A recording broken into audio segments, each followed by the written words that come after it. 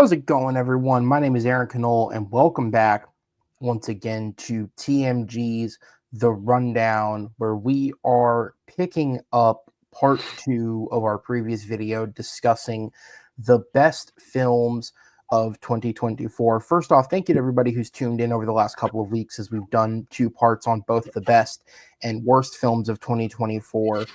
I realize that it is late February and no one cares at this point about this discussion except me and the Academy Awards.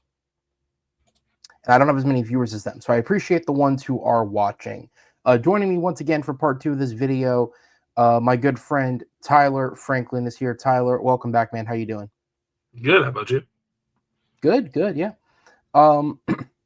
So I guess just to sort of talk a little bit before we hop into the lists, as this is airing, I haven't picked an exact air date yet, but the weekend that this is going up, we are right on the eve of the Academy Awards. Obviously going into the show, I know that you had said in part 1 that there were, probably the biggest gap, so to speak, on your list was just some of the nominees. But, where we're at now going into the show, where's kind of your headspace at on the Academy Awards? Is there anything you're pulling for or anything you're hoping for there?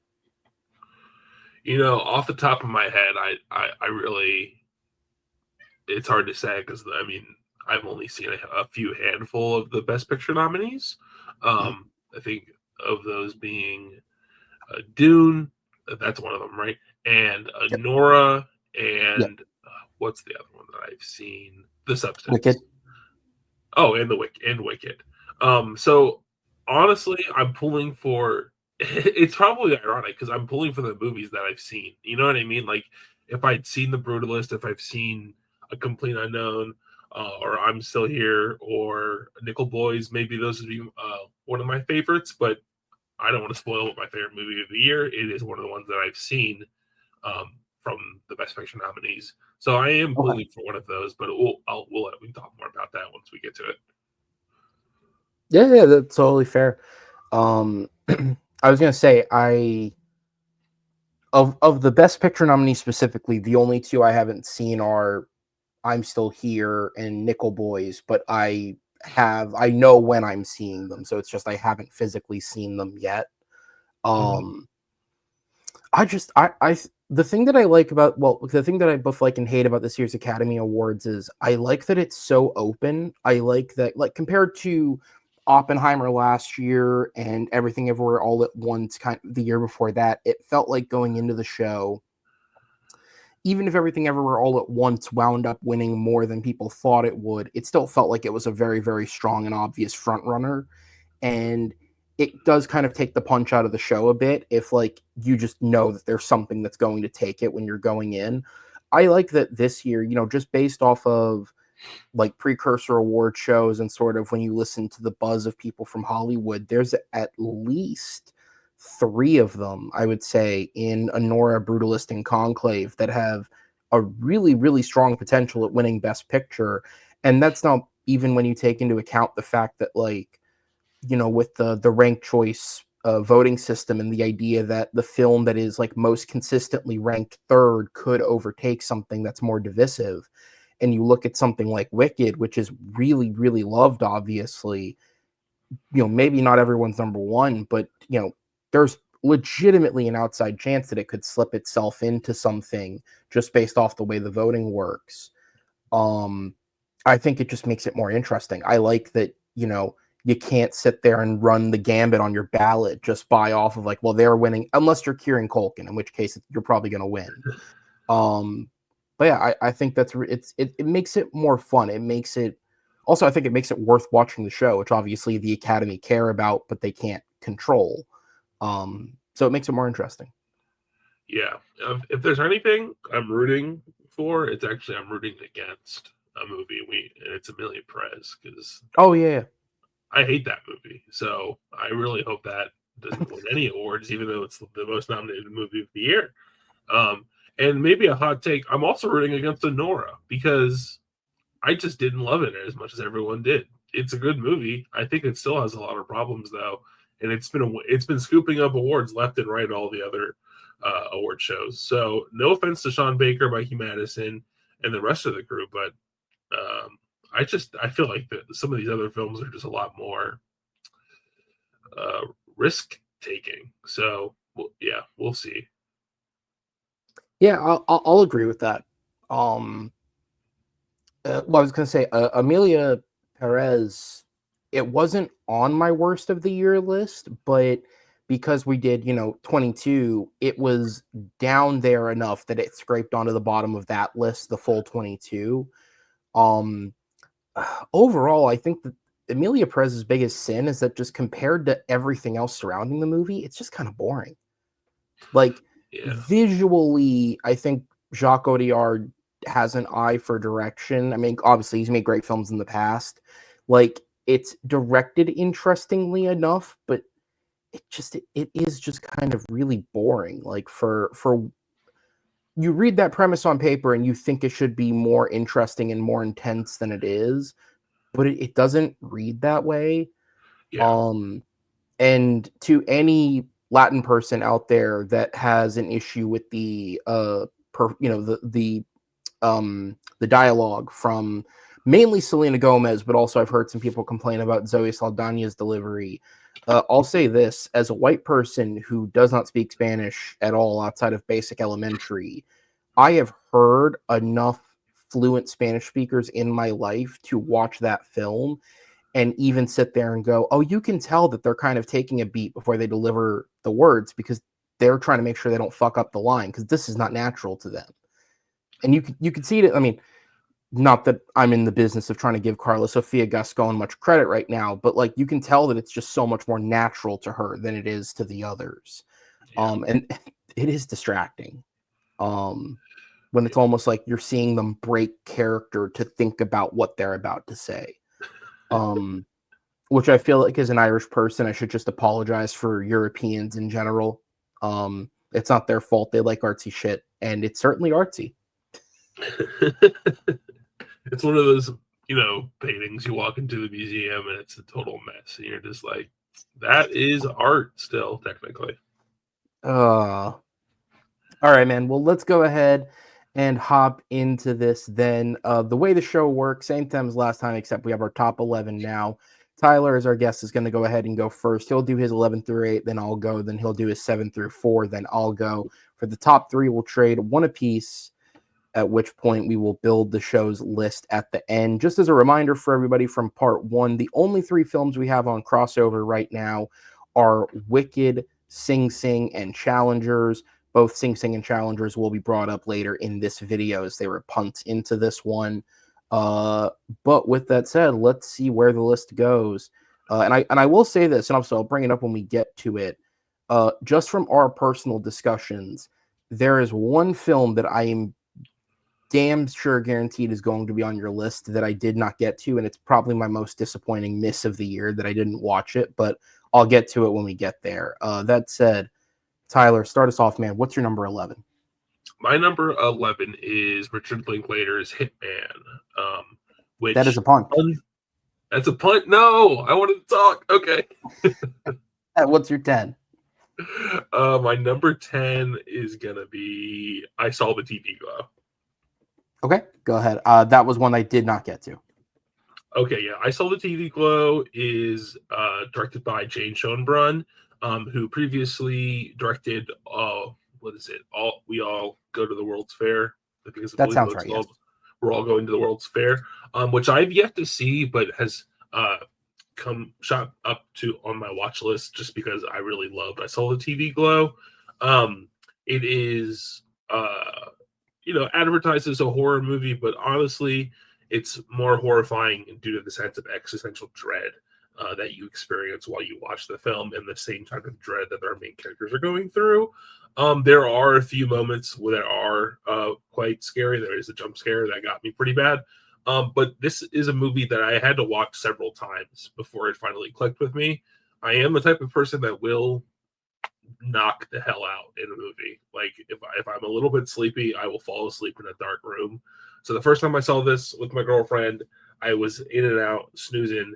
And then I went and saw it again on my own, and I was completely alone in the theater. There was not a single person but me. which made this much scarier. Even though I said this is not a traditional horror movie, it was just very unsettling. But It it just follows. creeps. Yeah, it does. But it follows two teenagers in high school who are pretty much outcast at their school. And the main character, Owen, is just really trying to, get through his life. And he doesn't know what's wrong with him. He just knows there's something wrong deep down inside. And then once he is introduced to a TV show by the second main character, Maddie. What is it called? Oh my gosh, I'll pull it up for you. But the TV shows, it's similar to inspired by Buffy the Vampire Slayer and other shows back from that era. Pink Opaque. The Pink Opaque, yes, thank you. You think of my top 10, I would remember this. But the show's called The Pink Opaque. It's like some Teen Nick type stuff, kind of more mature than most kid TV shows. Because when he starts watching it, I think he's in middle school. But it mostly follows him while he's in high school, and he's having this, I wouldn't even call it a relationship, but just this, he gets, well, let me explain that his parents are very strict and they don't really let him do much of anything. So he doesn't get to watch this show because it comes on at 10 o'clock at night, and his parents won't let him stay up till 10 o'clock at night, even though he's 16 at one point in the show. So he has a relationship with Maddie, who gives him copies of the TV show to watch, and Owen just becomes super obsessed with the show and loves it. But in the end, it doesn't quite work out for him, and it really acts as a whole allegory for people that haven't expressed who they truly are. Obviously, the director of this movie is trans, and the actress that plays Maddie is now known as Jack Haven, who I believe is non-binary, and Justice Smith, who plays Owen. I believe he's gay, from what I know. So everyone in this movie is queer, and it's an allegory for trans people, and how if you don't live your life how you truly are, how you will be stuck in this dread and this hell for the rest of your life. And it just kind of plays that out, that version of you that's not really you. And even although I'm not someone who can explicitly relate to that type of messaging, I think it's still very poignant, and it still can apply even if you aren't trans, because I feel like a lot of people identify with forms of media or certain things in their life and wish that they could do certain things, but they felt held back, not just by the societal pressures in their life, whether it be your parents, your job, your friends, or even your own head, just keeping you there and saying, I can't do that because X, Y, and Z, or whatever reason you have. So I just really love the cinematography in this. A lot of people say that the dialogue and the acting is weird. I mean, I agree. Some of the delivery for the dialogue is odd, but that doesn't make it bad, honestly. So I just wonder, have you seen this? No. So this is going to sound horrible, especially given the context. I had two separate instances earlier in the year where I debated watching this movie. I missed it when it was in theaters. I even only heard the buzz on it when it was out of theaters. So there was a moment earlier in the year where obviously explicitly, you can correct me if I'm wrong, explicitly what I've heard, it's not like explicitly a trans allegory, but obviously that is the thing you could most closely relate it to because of the director's own experiences. Is that an incorrect interpretation, or? Well, I think if you're the type of movie viewer who doesn't think about what the movie's about, it's not about trans. It's Right, the okay. opposite of Amelia Perez, where it's in your face, and it's hey, we're gonna make a movie about this. You know what I mean? And it's Mm-hmm. Okay. this is what it's like to be trans. And it's like, that's not really what the trans experience is like. And I feel like this is probably, I can't speak to it specifically, but this is Right. Yeah. probably, the closest thing to like the opposite of that, to the people that don't have access to the type of, support that they would get from the LGBTQIA plus community, or the support from their parents, or support from physicians, and they have, or even, have the mental, like, ability to like overcome the fear of, being other, of being different, and just kind of living with that. And I think there are explicit things in the movie, some of the use of color in it. They specifically uh like use lots of like trans and bi, like pride flag colors, like throughout the film.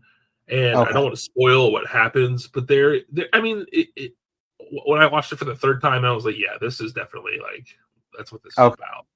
So, Well, so but the it's never like Owen technically never is like, oh, I am trans or I am this, but he is living, you know, is the word tangentially correct? I don't know. He's like living through one of the characters on the TV show, and both of the characters in the TV show are women. okay. So, and he like identifies with this, and so yeah, it's not as explicit as, hey, I'm getting a sex change operation, but um, that's definitely what it's about. Yeah. Okay. All right. Well, so the only reason I say that is because early in the year I remember there was a buzz online where there were two like films that were both smaller underground movies. It was this and The People's Joker, where Oh specifically it yeah. was like trans people were relating to them. And I made it like an active thing in my mind of like, I want to watch at least one of these because it's not the sort of thing that I naturally gravitate to. And I just, if I'm going to have an open mindedness about everything in the world of cinema, then I have to, even something like this, I have to watch something I wouldn't gravitate to. And I went with The People's Joker only because I just thought the idea of someone trying to parody Joker through this mindset is such a weird idea. And so I watched that one and I never got to this. And People's Joker was fine, but I think it's like well made enough that I think if it personally connects with you on that deeper level, you'll enjoy it more than I did, because I'd say it's more overt than even what you're trying to describe here.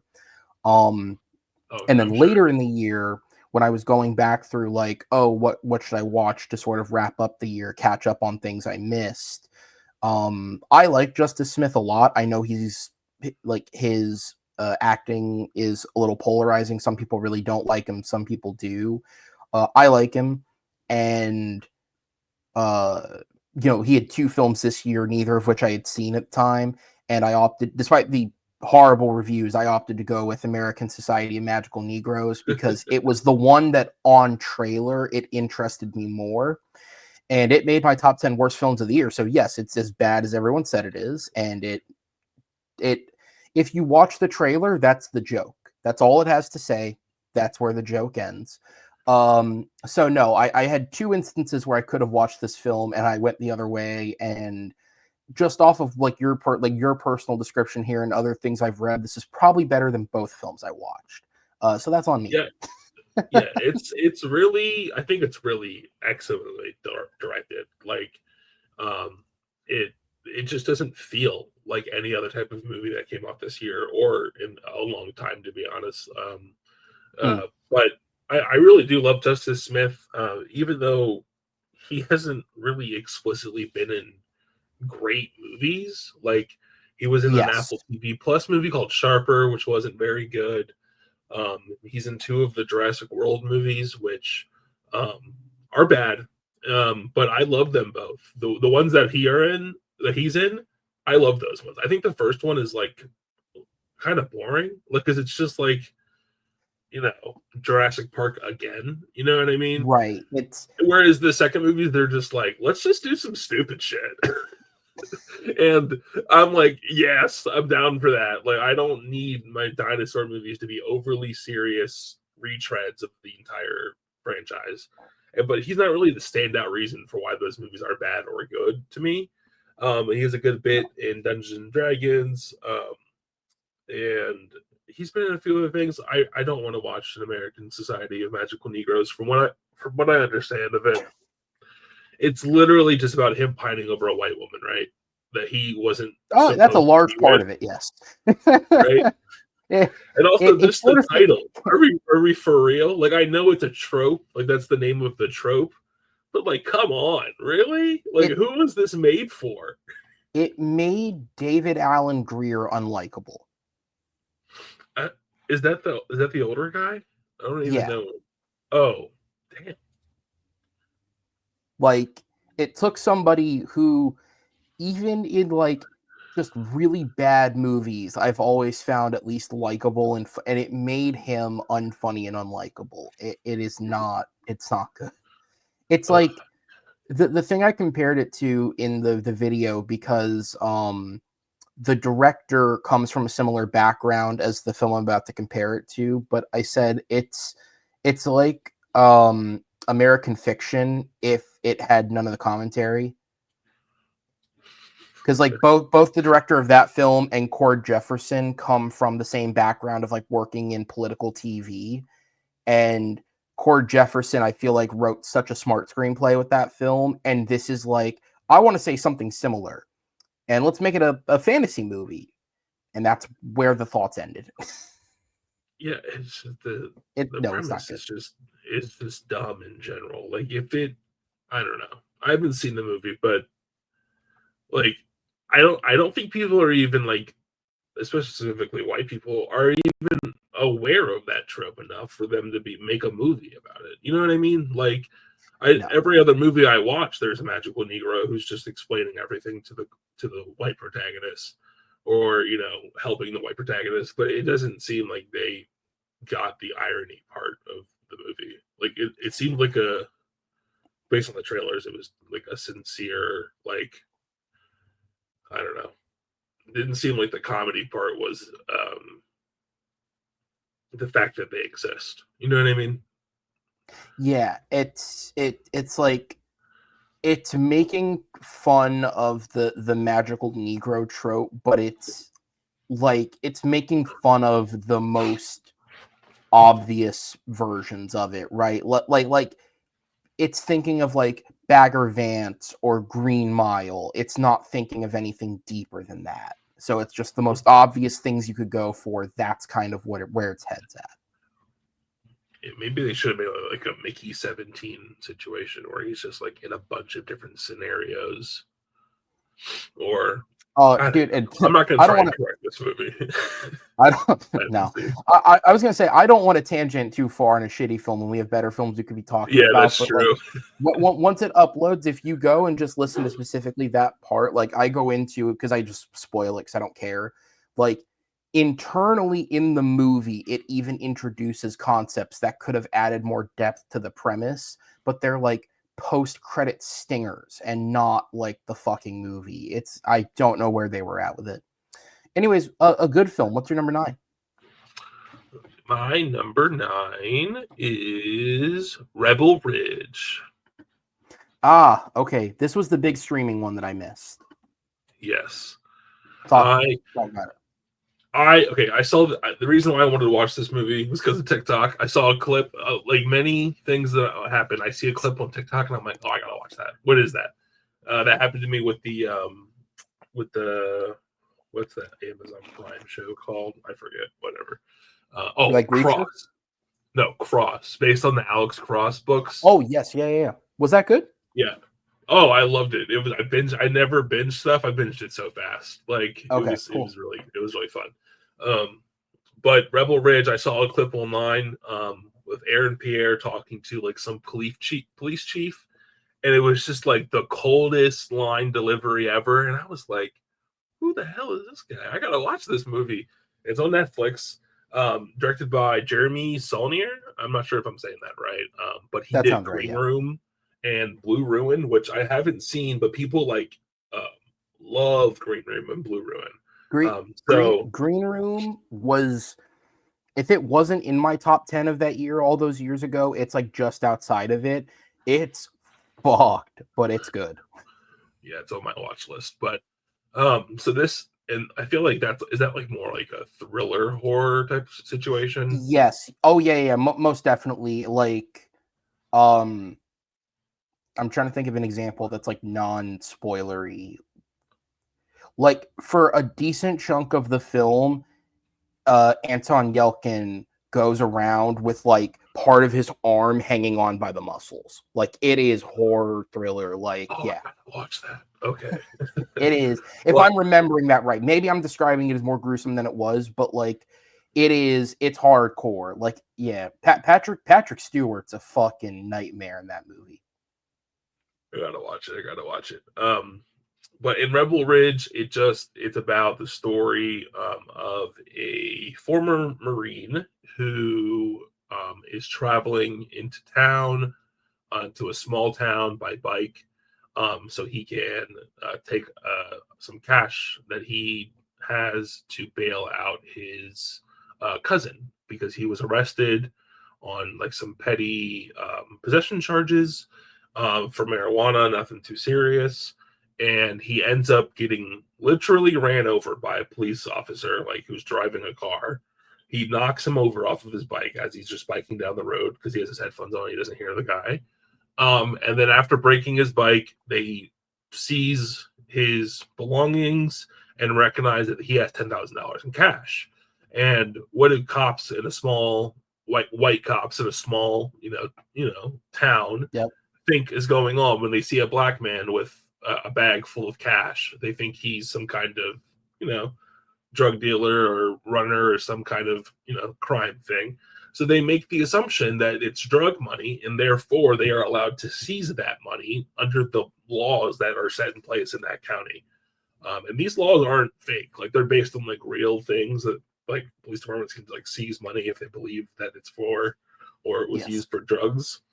But the thing is, there's a lot of corruption in the town, and I don't want to like get into spoiler territory, but like he's on this mission to get this money back because he is like a deadline to bail his brother, or not his brother, his cousin out of jail, and he just is literally like 1v, I don't know, 5. There's not that many cops in the town, but like he has to like basically take down this police force that's corrupt, and it's just such a well done action movie.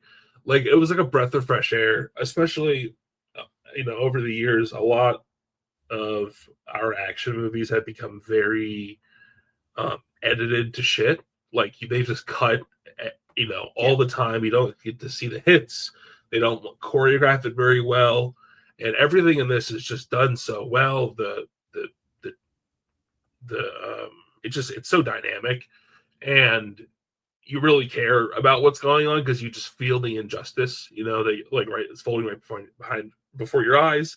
It feels very real, and I don't want to get into more of the plot because it's just very surprising as you watch it, but it's just great. It's I loved it so much. I immediately watched it with my mom. I was like, "Mom, you need to watch this." Like, I know you have a thing with black guys. So, and this guy is hot as hell. And he kicks some ass. So, yeah, it's just really good. Don Johnson's in it. Aaron Pierre is the lead. Roy from The Office is one of the police officers in the movie. It's just, Which can I say, it. that guy is quietly putting together a really solid career of just playing these supporting guys in action movies. Yeah. It's really weird, but I kind of like it. Yeah, I forget his name. Denman. I know Denman's his last David name. Denman. Yeah. Thank you. Yeah, he was in Joyride. He was in Logan Lucky, Equalizer 3. Yeah. That was the first one that came to my mind, was like I remember him in that movie. I'm like, oh, he was solid in that. Yeah, he even had like a small part in the Power Rangers live action movie from a few years ago. That's right. 8 years ago. He played a few years ago. Yeah, this was a while ago. The Michael Bay 13 Hours movie. He's good in that too. I love that movie. Yes, yeah, he's great. Yes, this was one of those movies, like, every once in a while, as someone who's just really, really tapped into like film news specifically and like reporting and different things like that, every once in a while there will be a piece of news that just kind of puts me off a movie. And Rebel Ridge, people may have heard the headline part of this and not associated it with the movie. Rebel Ridge is the movie where John Boyega walked off the set while they were shooting the film. He played the Aaron Pierre role and he left mid-production.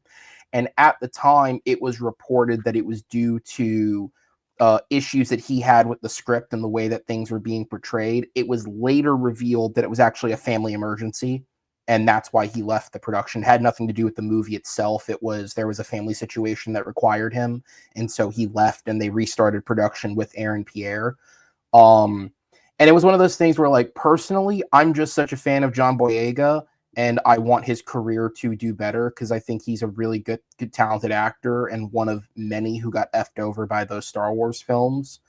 So just hearing that, like, oh, he walked, and again, all that initial reporting of like, oh, it's because of this, that, and the other. It was just kind of a movie I didn't have interest in to begin with, even though, again, I loved Green Room and I liked Jeremy Saulnier as a director. But yeah, obviously, I heard it's excellent. And Aaron Pierre, the only thing I've seen him in was, I think it may have been his first film, was I just always remember him as Mid-Size Sedan in Old, which is possibly the best fake rapper name I've ever heard. Yeah, I didn't realize he was Mid-Size Sedan until after I watched Rebel Ridge. Yeah, well, first off, he's in great shape. Yeah. And he was also, yeah, he's I mean, he's primed for a breakthrough year, man. He obviously, Rebel Ridge was a huge hit. Mufasa went on to become a very decent box office success, and he's the lead of that. And he's got both Lanterns coming, if not next year, then the year after. Like, Lanterns is coming in the immediate future. And I also saw the other day he apparently joined the main cast of The Morning Show over at Apple, which obviously has been an award success in the last few years. So, yeah. Well, honestly, I don't think Rebel Ridge would have worked without Aaron Pierre. Like, I love John Boyega, but like, I can't believe he's English. Like, he's so well. Like, I was convinced he was from America. Like, I was like, damn. And he does have a good accent. Huh? I was saying he does have a good accent. Like, when you hear him do it, he does have a good accent. Yeah, and I love John Boyega. I like Attack the Block. I really love the Star Wars sequels besides Episode 9. But yeah, I don't think it would have worked. Like, especially because John Boyega feels short. If I'm like I don't know how tall he is, but Aaron Pierre like looks huge. Like, he's like an intimidating looking guy. And thank God for John Boyega's family issues, because I feel like without Rebel Ridge, he probably wouldn't have booked Lanterns. And like, I remember when I was watching Rebel Ridge, I was like, please make this guy Green Lantern. Please make this guy someone in Marvel. Please, something. Whenever I watch anything, I'm like, superhero. I think Lanterns is a great place for someone like him to go because it gets him in the superhero game. It gives him easy access to go to the movies, but he'll really get a chance to showcase his acting on something like Lanterns. Because that's where, funny enough, you bring up Cross. Like, Aldous Hodge is someone who I think kind of got fucked by being in Black Adam. Because he's really good in the movie, but just you don't have the space to try and like impress. So honestly, so was Pierce Brosnan. Like, that movie was. So was most of that cast. The Rock was the problem with that movie. Also, your intuition was correct. Aaron Pierre is 6'3", John Boyega is 5'9". So I wouldn't call him short, but he's not 6'3". Short to me. What's your number 8? My number 8 is Alex Garland's Civil War. Okay. This is the big regret for me that I didn't get to. Oh, you didn't see Civil War? No. Yeah, like, seeing this on an IMAX screen with those speakers was Yeah, probably the best sounding movie I have ever watched. Like in most action movies, this isn't really an action movie, but in most action movies, I feel like the sounds of the bullets, the sounds of the action are kind of tempered. They're mixed down so they don't sound as realistic as, real life gunfire. Mm. In this, they is the most realistic sounding, terrifying, like it was just like honestly, I, I'm sorry, I'm like a loss of words. It was so good. It was so good. And going into this movie, I think they set it up like this is A24's biggest, largest budget ever, and like Yeah. it's going to be this huge action movie that's going to, depict what a modern American Civil War would look like. And A24 tricked a ton of people into thinking that's what this movie is about. And it's nothing about that whatsoever. It's about journalism. Like, it's literally about what happens when you are neutral in a situation and you just have to be there to document it. And how even the people that are documenting this stuff who are neutral, ultimately aren't neutral. I mean, they are on a side, but they have to, like, not pretend, but like, Mm. act as if everything that's going on around them is normal. And they kind of like crave it. Like they kind of like crave the horrors of what's happening, in kind of like a bad way. And Kirsten Dunst and Kaylee Spaney just give really great performances. And I, I don't know. I think like this got a lot of backlash because it was so apolitical. But I think that's like kind of a good thing. Because if it was explicitly like, "Hey, Republicans are evil," you know what I mean? It would have been like, "Duh." Yeah. We're not like we're like, "Hey, liberals are fucking stupid." It would have been like, "Yeah," like I don't know, but obviously Garland isn't American, and I think people were like upset that they didn't explicitly cast a certain side as evil or as bad, and that really worked to the advantage of this movie, I think. Which I'm kind of more nervous for his next film that he co-directed with someone who was previously enlisted in the Yeah. U.S. War. government or in the U.S. warfare, and that like seems to Warfare. be based on true events, where that is very much more political because the American military has an agenda, and the people one of the people that made that movie and the actors that are in it, I think were all part of that. No, I think it's just the director, not the actors. But like Yeah, we're a I would part of say that that. Ray Mendoza, I would say, is probably because I pulled it up. I'm looking at the cast now. Most of them are actually British. Oh, okay, okay, yeah. Well, then, yeah, I think the guy that Yeah, because co-directed Garland was like a yeah, part of that so yeah, operation. Ray Mendoza is an ex-Navy SEAL, and the movie is specifically based on a real-time experience he had moving through an insurgent territory in 2006. But looking at the actual cast who are playing like the soldiers, the lead of the film playing Mendoza, uh, I'm gonna butcher this poor guy's name. DeFaro Wunatai is native Canadian. Will Poulter's British. Cosmo Jarvis is British. Kit Connor is British. Let's see. There's an actor named Finn Bennett who's Irish. Michael Gandolfini's American.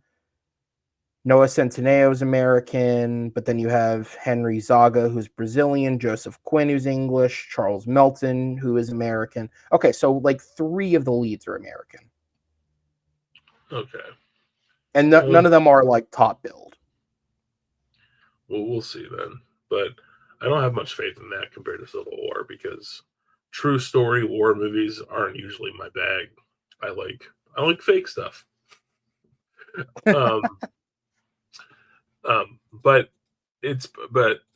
what was I saying?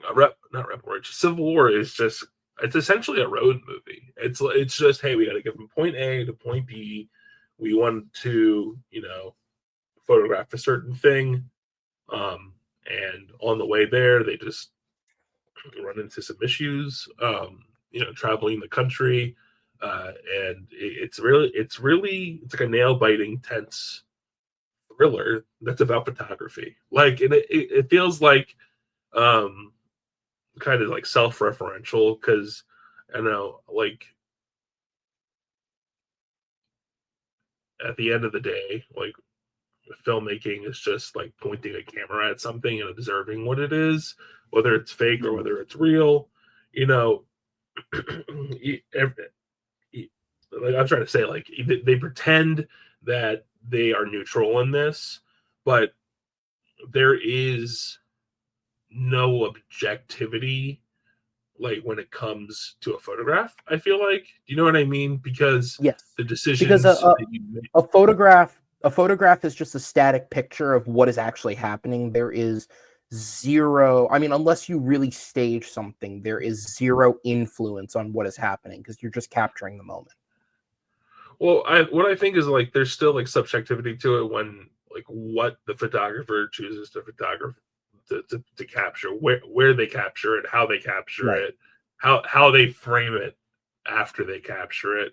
Um and yeah, so I don't know. Not the big action movie that everyone was hoping for. I think it's something that's much better than that because if it was just an A24 action movie, it kind of just be like blah. But it was just more at times meditative and other times thrilling. Um, it sucks though that people haven't seen this in a theater because like I know you and some of my other friends didn't see this in a theater, and it's like just one of the best sounding movies I've ever heard or I've ever seen. Um, Yeah, and that like literally, and again, this is just like a stupid mental block, but like the thing that held me back from it was just like I missed it when it was in a theater, and it was just like if I'm gonna watch this, I want to watch it like the optimal way that I can at home, just to give it its due credit. Because Alex Garland technically is so in tune with how to make a great film, even if like you don't necessarily get into what it's about, or if even in the case of was it Man, was that the one he made a couple of years ago, where like you're Meg, not in Meg, where you're not into like the messaging of the movie or whatever. Like technically he makes such a strong film, and Ex Machina was one of my favorites from what was that, 2014, I think. yeah, um excellent movie. I know like he's technically uncredited, but it is known that he did a lot of work for Dread directing wise. That's a great film. And so I was definitely interested to see someone who's very intelligent in terms of his writing, like his take on this topic. um and yeah, I just kind of, it's one of those like mental block things of like I have to give this its due credit, and then I wound up giving it no credit until it was too late. But I mean, definitely next time if it's playing at a theater, because I know A24 is like now regularly putting their films back out. If it goes back to a theater, I would love to see it. yeah. They re-released their stuff in IMAX, and I saw Midsummer in IMAX, and I was surprised they actually extend the screen like vertically. I was like, did Oh, they like they like recropped the original scans or the original film, like not scans, it wasn't film, but you know what I mean, like the original. yeah. uh Like they've I didn't. reframed it almost to fit the. Yeah, I was super impressed, and I'm kind of like disappointed that I'm not always able to go see their IMAX re-releases. Like I missed Talk to Me, and there's a few others that I wanted to watch, but they're usually like at 7 o'clock, and I work till 8, so I can't get to go most days. Yeah, But 7 on a Wednesday is not the easiest time for anyone to get to. no, yeah. So, but if Civil War comes back to IMAX, you gotta watch it because it's like that one night only thing usually. But yeah, but I'm nervous for the future of Garland movies. I because I don't want more war stuff. I honestly, you could argue that Annihilation is a little bit like because they have like a team of no, they're scientists. They're not like right. I think Yeah, they're not like. it's isn't it? If I remember correctly, it's the men that went in first were like military, and then these are scientists, right? Or I was it the think other way so. around? It's been a while. I literally have not watched it since I was in theater number 9 at Disney. Like when I it came. I saw Annihilation, but I was so tired when I watched it that I don't think I even scored it. Like it felt unfair to judge a movie that I was that out of. Yeah, I So do like that a lot. um But yeah, I'm pretty sure the women were the scientists, and like Oscar Isaac was like the soldier element, if I remember. Yeah. I don't know. But I just want Someone him will to keep correct me. doing different things, like Ex Machina, and then Annihilation, and Men, and then this. They're all very different. So to get like another war film after we just got one is kind of like not that I have no faith, but it's just like I don't know. I liked the subtlety that Civil War had, where warfare might be the exact opposite. So, but we'll see. Well, at least you have 28 years later. That's subtle, right? Oh, I can't wait for that, honestly. All right. Well, I'll go ahead and start hopping into mine. My number 11 is in a fairer world. This is probably the film that wins international feature, but it's not gonna. My number 11 is The Seed of the Sacred Fig. Okay. Um, this movie. First off, like before you even get to the movie itself, the premise with which this was made under is incredibly interesting. I'm gonna look it up real quick because I want to get the director's name right. Um, but this movie was basically made under protest of the Iranian government. Mohammad Rasulov, and again, I still probably butchered that, and I apologize, but yeah, so this director has like a history of not getting along with the Iranian government. And this film was made under direct protest of it, so much so that towards the end of its production, he was actually arrested and imprisoned and had to, when he was eventually released, had to flee the country and go to Germany to finish editing the film. And it was Germany that actually funded and distributed the film thereafter, and they're the ones that submitted it to the Academy Awards. So this movie focuses on a family, and the father works as an investigating judge in the court system of the city of Tehran, which is the capital of Iran. And it it's set during I believe it's a couple of years ago, 2022, 2023, where there were a lot of protests in Iran, specifically related to a political movement on kind of the standing of women in Iranian society. And the movie simultaneously focuses on kind of the position he's put in of being a part of the government, where there's a lot of like, you're going to do what you're told and you're going to sign off these death warrants, and we don't care what you think. Like, truly, as an investigator, we don't care what you think. You're going to do it because we will ruin your life if you don't. And he's so concerned about how his life will be affected that he feels he has no choice, and the psychological toll that that takes on you. But also his family, which is made up of his wife and his two daughters, both of whom are much more progressive in thinking than their father is, and how what's going on and his job affects them and makes them a target. And this movie is two very different films, because the first half of the movie is very much like a political drama that is focusing on what is happening over there, how it's affecting this small family, how it's affecting others around them. The movie, and obviously because they were shooting mostly in secrecy and they don't have a big budget, rather than shooting riot scenes, the movie opts to just straight up show you the riots, often through the premise of the daughters watching footage on TikTok. So it literally will just put a phone screen on the screen and show you some of the horrific things that were happening over there in real time. And so that's the first half of the movie. But then the second half of the film, he makes a creative choice, as the paranoia in the father is building and the family is in more danger and they have to flee their home and kind of go to the countryside to escape the potential of being attacked. It becomes a horror film almost in execution, where it's almost comparable to like The Shining, and like the father's mental state breaks to a point where he becomes the enemy of his own family to an extreme degree. And I don't want to say much more than that because I don't want to give away like the actual plot of the film, literally. But I say that only because the only real criticism I have of the movie is the switch from one side to the other is a little jarring. It probably could have been smoothed out just a little bit more. But each part of the film is executed so nearly flawlessly. And any of the little flaws that do exist, I think when you take into account how the movie got made, it almost adds to what the movie's going for. And on an emotional level, like I saw this in a theater and I was just sat there like grossed into it the whole time. And it's one of the few, one of the few movies I saw this year where like it ends and my brother came and saw it with me. And it was just like, I don't really know what to say at the end of this because it's so intense and it's also so real because like that this is happening literally right now in another part of the world. There's no commentary I can add to this that makes it better or more important than it is. So all I can really do is just spread the word and say, see the movie if you have the opportunity to. Because obviously it didn't get a super wide release. It's probably on rental now. It may go to a streaming service eventually.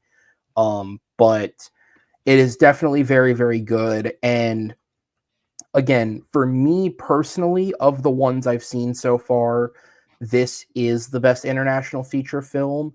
But we both know how Oscar politics work, and especially in an era where it is easier for foreign films to break into other categories with the proper funding and campaigning. When 3 of the 5 nominees are nominated in other categories, this movie has no shot. So it won't get that boost of winning the award, but I think it is the most worthy one of being seen, especially when you compare it to Amelia Perez, which is also attempting to tackle a very modern day topic. This blows that shit out of the water. Amelia Perez was nominated for Best International Feature as well. Yep. That's bullshit. I'm sitting here thinking, I'm like, oh, you're talking about I'm Still Here. I'm Still Here is a lock. Because in my mind, I'm like, if it gets a best picture, I think I'm Still Here is going to win it, but the other one is Flow, which was also an animated nominee. So yeah, because I was like, because sometimes like animated films will get nominated for, I think that's rare, but like animated films will get nominated for best, animated and then best picture. What was that? I think it was like Toy Story, Up, and 3. Beauty and the Beast. Yeah, yeah, I was gonna say Beauty and the Beast. But like, oh, that's an instant lock for the animation category, right? If it's for best picture, and it's interesting that there's 2 foreign language that got best nomination or best picture as well. So I didn't even think about Amelia Perez, but honestly, I hadn't heard of the Sacred Fig until recently, and I wish I had access to these films. Like as much as I love to support artists and would love to rent movies on iTunes, I just don't want to spend them. I already spend so much money on streaming services. Like Yeah. it's just it sucks. And you know, I would probably watch this much, in an instant if I had access to it. But that's just kind of the world of film distribution nowadays. And but Yeah, I was gonna that say is something this. that's really interesting based on the premise that you described. I was gonna say this only just went down now to the premium $6 rental. Was So that the full like $25 before? yeah, Oh God, I hate that. It's so that's why I was like, I'm going to find a Showtime that works in a theater because I pay for A-list. I can figure this shit out. yeah.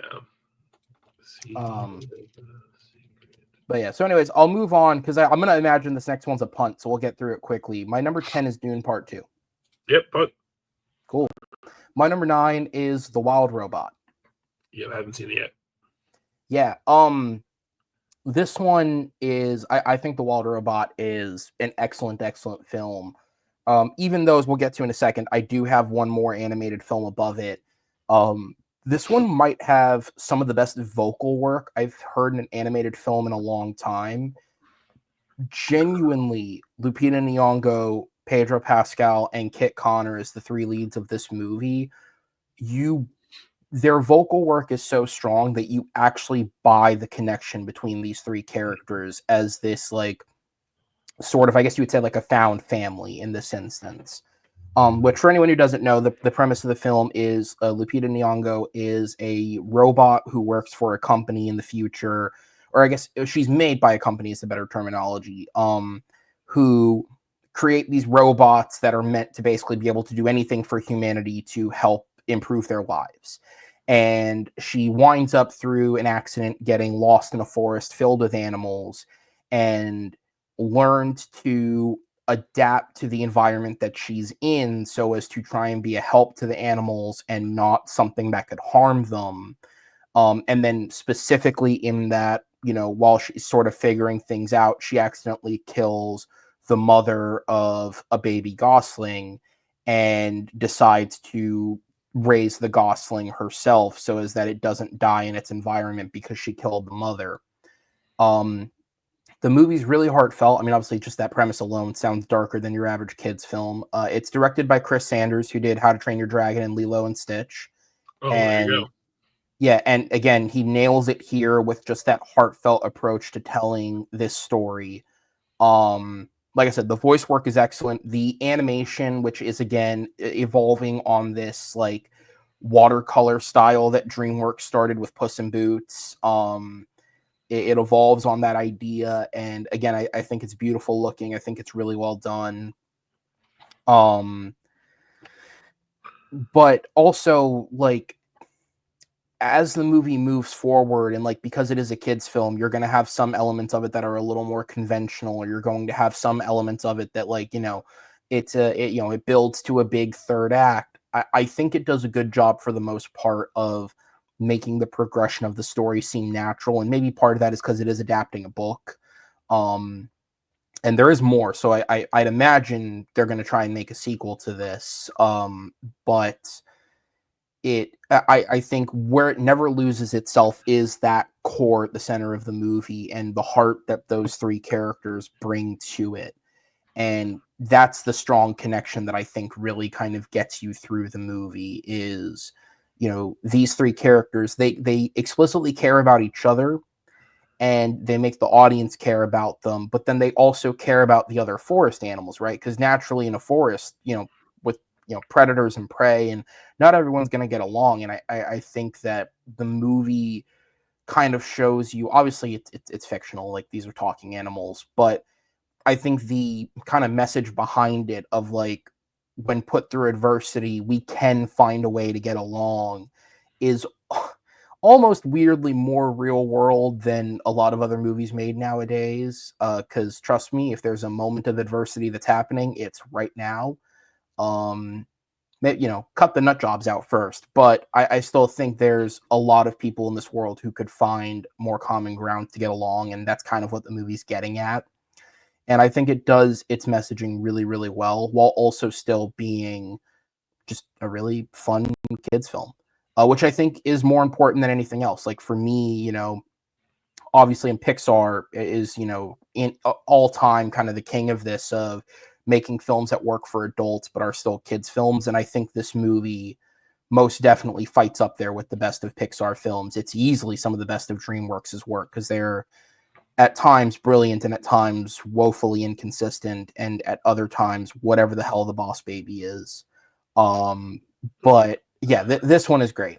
And I also think, I've talked about this on other episodes of the show, but for anyone who doesn't know, DreamWorks as a company no longer exists. And by that, what I mean is DreamWorks shut down their actual internal animation studios. So DreamWorks is now just basically a set of creative leads and executives who are working with third-party hired smaller animation studios to produce their films.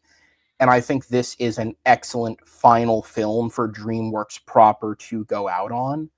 Um, and so, yeah, I think, obviously, the break is with the Wild Robot and Dogman being the first of the new DreamWorks. And Dogman was fine, but it was a cute film. It was fine. But this is a great, like, final film to kind of cement the legacy of the original DreamWorks. So, yeah, definitely worth going back to. Oh yeah, I'm excited to check it out. It's on Peacock, I think, right? That sounds correct. Yeah, because it's a Universal. So if it's not there now, it'll go there eventually, or it'll go to Amazon because I think they have a deal with them too. Yeah, I think I have to see that and Flow. Can we just say, like, we were talking about streaming services with Seed of the Sacred Fig. What is with this shit of like, we're going to send it for 3 months to there, and then we're going to pre-contract it to go 6 months to here, and then it's going to go back to here. Figure it out, guys.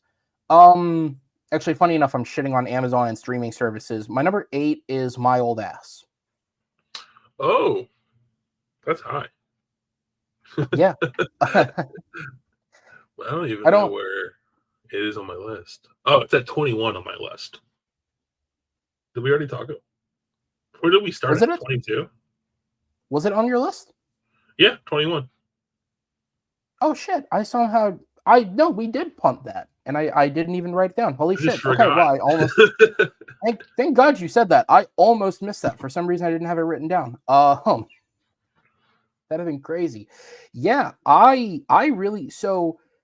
Anyone who's watched the channel knows that I was a huge advocate for Megan Park's first film a few years ago, The Fallout, which wound up going to HBO Max due to the pandemic. I thought that film was a really realistic, excellently directed, excellently acted drama. And the biggest credit I could give her as a director, it's not the fact that she got a great performance out of Jenna Ortega, who's a very talented actress. It's not the fact that she got, she wrote a great script or she directed something that felt very realistic. My biggest credit to her as a director was that she took Maddie Ziegler, who was almost exclusively a bad actress before that movie, and got a good performance out of her. I was just going to say this. Seriously, that was the most impressive thing about that film. And so when I heard she had a follow-up coming, I was like, okay, I'm interested. And then I heard the premise and I'm like, what the shit? Okay. And I think this movie does very much live up to that promise. So I forget the name of the main girl, but or the actress, I should say. Yeah, Maisie Stella. Maisie Stella, thank you. So she plays a girl who's on the verge of going away to college. And while doing was it shrooms? It's a shroom trip, right? That they do in the forest? I'm pretty sure, yeah. Yeah. So while doing shrooms in a forest, she has a hallucination, or so she believes, a hallucination of seeing her older self from the future, played by Aubrey Plaza.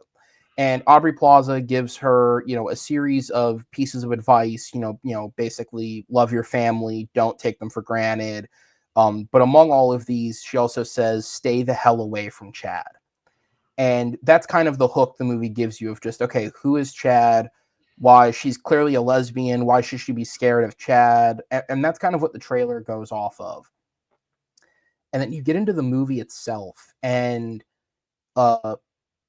first off, again, the performances in this across the board are excellent. Aubrey Plaza in her supporting role, I think, does a great job. Her sense of humor nails what this movie needs, and her way of delivering lines, I think, nails sort of the sarcastic tone that element of the movie needs, because it's technically a sci-fi film, but the sci-fi shit doesn't matter, and they never explain it. And I think that's probably the coolest part about it, is they never explain how it works. Was it a vision? Was it actually some sort of time travel shit? It doesn't matter.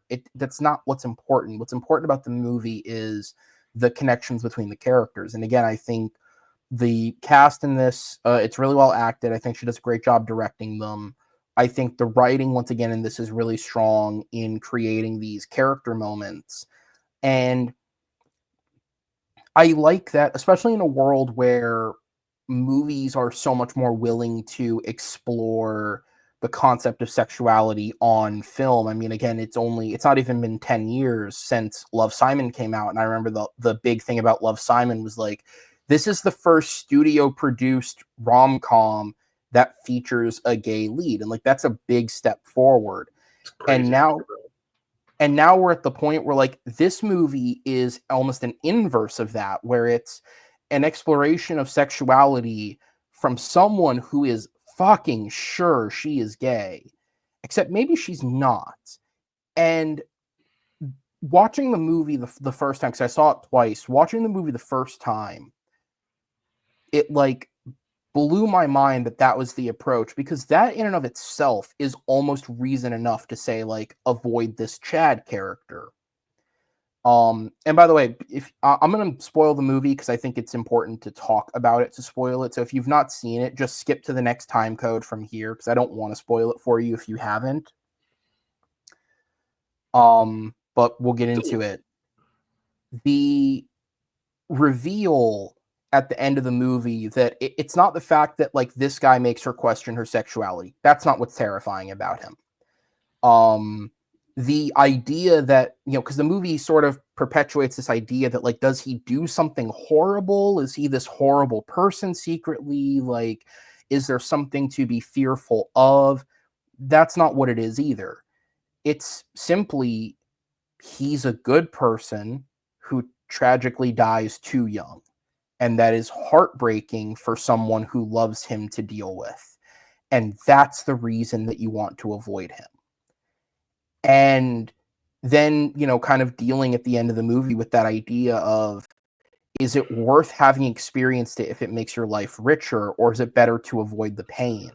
I think is such an interesting idea. And I think that's my only criticism of the movie is I wish they would have told you a little earlier so we could sit with that just a little bit longer.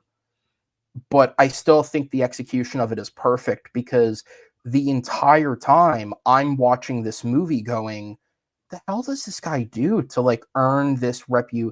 And it makes like a first viewing versus a second viewing, I think, that much more interesting because it makes watching it the second time knowing where it's going that much cooler, because now that like tension that's being built almost in your mind doesn't exist and you can just enjoy the movie for what it is, which is this charming little rom-com. And so to me, why it works is the layers to it. Which again, for like a small studio streaming at the end of the day, it did go to theaters thankfully, but like streaming produced rom-com, like you don't expect to have layers like this. Netflix isn't making shit like this when it comes to their rom-coms. It's very, very basic, and it's usually a princess fucks a peasant, and that's it. So yeah, I really, really enjoyed this. Like I said, it's worth checking out. So if you're still here and you got spoiled, I still think it's worth checking out because I think you can enjoy it two different ways. And to address the elephant in the room with this movie, which is Percy Hines White, who plays the guy. I've never seen Wednesday. I don't know what he's like in that show. I also don't know a whole lot about what he was apparently accused of and if he's actually innocent or not, because Netflix hasn't even really addressed it. It seems like his exit from the show was just, yeah, he's not coming back. Okay.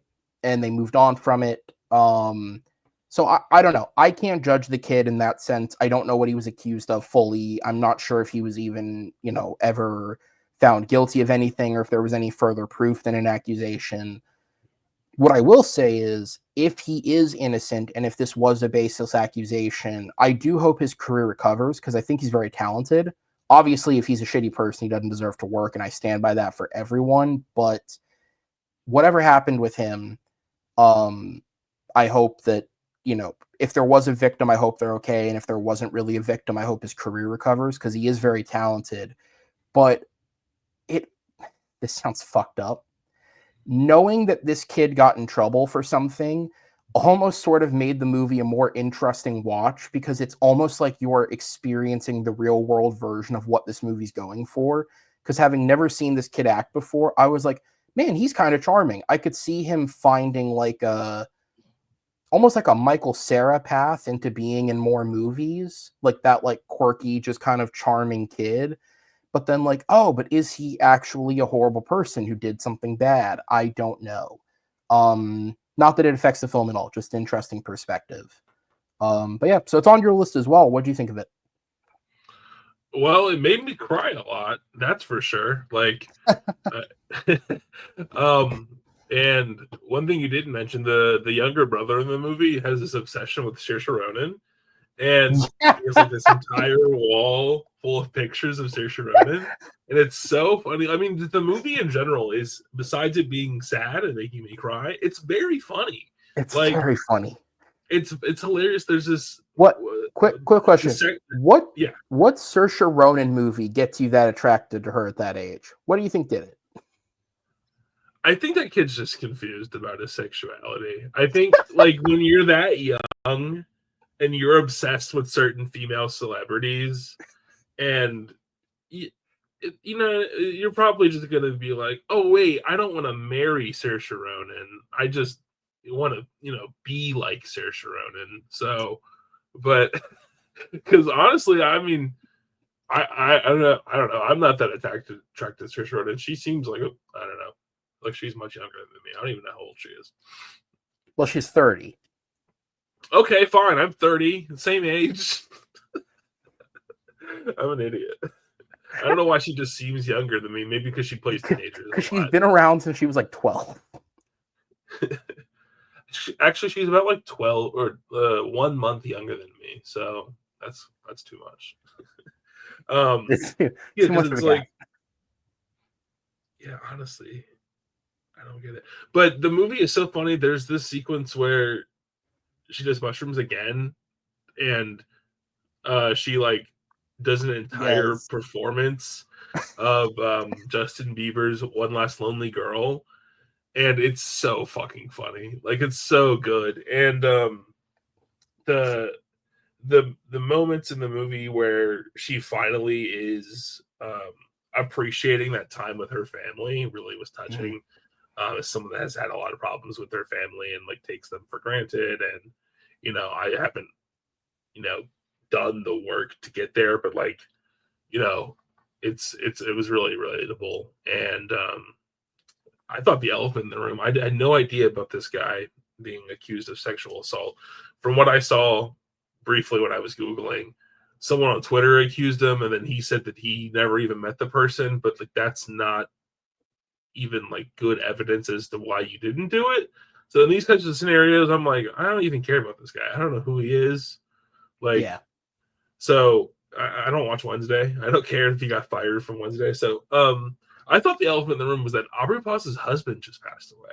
Like, like could you imagine making this movie and like that is the premise, and then your husband passes away like within a year, and it's like that's what you should be thinking about on a rewatch, like not just about the sexuality, but like, damn, like I'm sure Aubrey Plaza could never fucking watch this movie again. Like, it must be so fucking depressing. So, and I obviously look, I'm just some guy on an internet show that she will never see, but I can't wish enough well wishes to her, because I mean, even just that small clip of her showing up for SNL's 50th, like you can just tell she's not okay yet, and that's okay, because that is. Yeah, and she was in an interview. She was always talking about how her husband loved making tie-dye clothes and stuff and was obsessed with it. And at that SNL 50, she was wearing one of his tie-dye pieces under her suit jacket. So, yeah, I feel bad. That's awful. That life has imitated art, unfortunately. Yeah, and I mean that is it. It's the worst way to lose someone, especially your own husband, like, because that just means that no matter how much you thought you knew them, there was just a little more going on than you believed, and that's an awful feeling. Like I've had, not to go too sad, but like as a teenager, I had a best friend attempt suicide, and thankfully it didn't work, and they got the help they needed, and they're in a much better place now, and you know, they're off living their life and happy, and we still talk every once in a while, but you know, I'm just glad to know they're doing good. And like that in and of itself is like a horrible, like, I don't know someone as well as I think I do, if they're capable of doing this. And for it to then be your own husband, you know, and obviously they were together for a long time, I think even longer than they were married. Like, that's I can't even imagine. That's the type of pain you can't imagine unless you've experienced it. So, yeah. Obviously, it's a great comedy. It's very heartfelt. I hope people check it out. But yeah, I think unfortunately, real world elements affect the movie in an even more interesting, positive way. But yeah, I can't recommend it enough, and it's on Amazon. So it's everyone has you all have Amazon. I don't care how much you hate Jeff Bezos. You all We have gotta sit through Amazon. ads now, though. You might as well use it. All right, man. Let's move on. What's your number 7? Problemista, which we have briefly Gotcha. spoken on about. Yeah, we've spoken privately. Go ahead, jump into it. So Problemista follows Julio Torres as the main character. He plays Alejandro, and he is someone who is kind of stuck in this limbo of the immigration progress for the United States, where you need X. Or it doesn't even apply to just immigration. Like, just how our government functions is so dysregulated, and you need X to get Y. You need Y to get Z, but you need Z to get X, and like, so many people come to this country, for better opportunities, and they want to like put an effort, and they want to pay taxes, and they want to get a job, and they want to become an American citizen. And our system is just set up to make it difficult. Like, unless you are on some 90-day K1 visa or something, you have someone to marry, and you're not trying to use them for citizenship, it can be kind of difficult. Even if you do that, it can be difficult. But so he like needs a work sponsor so he can get certain types of documentation. I don't remember the specifics, but he ends up finding him like a sponsor who he's employed by, who is played by Tilda Swinton, and she gives I know it's Tilda Swinton, but she gives one of the most unhinged fucking performances of her career. Like, she is a mad woman in this thing. And the reason why I found it so funny, well, besides she reminds me of my mother. Like, not that my mother is the most insane person in the world, but like, she just is very like flabbergasted. Not flabbergasted. She's just like all over the place. Like, she's just very, this, then that, and this, then that, and I don't know how this works. Like, can you do this for me? Can you do that for me? And she just kind of like causes a lot of heartache and trouble for Julio, but he needs her. I'm saying Julio. Alejandro is the character's name. But and he's just like going through like these mazes, sometimes metaphorically, sometimes literally, to try and stay in America. And his goal is to work, I think, for his dream job of like, what is it? It's like, I think it's like at Crayola or something, and he like wants to make colors. Like, it's something stupid. Like, that's what you're like. This isn't real. Hasbro. He wants to like make toys for Hasbro, and he has like the dumbest ideas for toys. But it's I don't know. It's a good time. I think it's like a very surreal movie at times, and it's just so well realized. Julio Torres, who stars in it, also wrote and directed the movie, and I think he is just a generational talent. Like he is someone to look out for. Like, unfortunately, this one went by the wayside because it was released so early in the year, and the studio behind it didn't put in the money to can't. Was this A24? It was, yes. They didn't. They obviously had their sights on other things. I think on other things at the time. I think back then they were like, "Oh, Sing Sing is going to be our focus for this year," and then they abandoned Sing Sing for something else. I don't even know what. The Brutalist, because they picked up the Brutalist, and they're like, "Oh, this is like the safe movie." You know what I mean? Where not to say that it's like who the Problemista. No, you're right. The World War II Jewish immigrant movie is definitely the safe one in the history of the Oscars. Yeah, besides the immigrant story about a Hispanic man, or the honestly, Sing Sing is a little bit safe. To be honest, they could have went with Sing Sing. I know it's about black men in prison, but like white people love trying to feel good about that kind of stuff. You know what I mean? Not saying So that. It's higher on my list than it is on yours.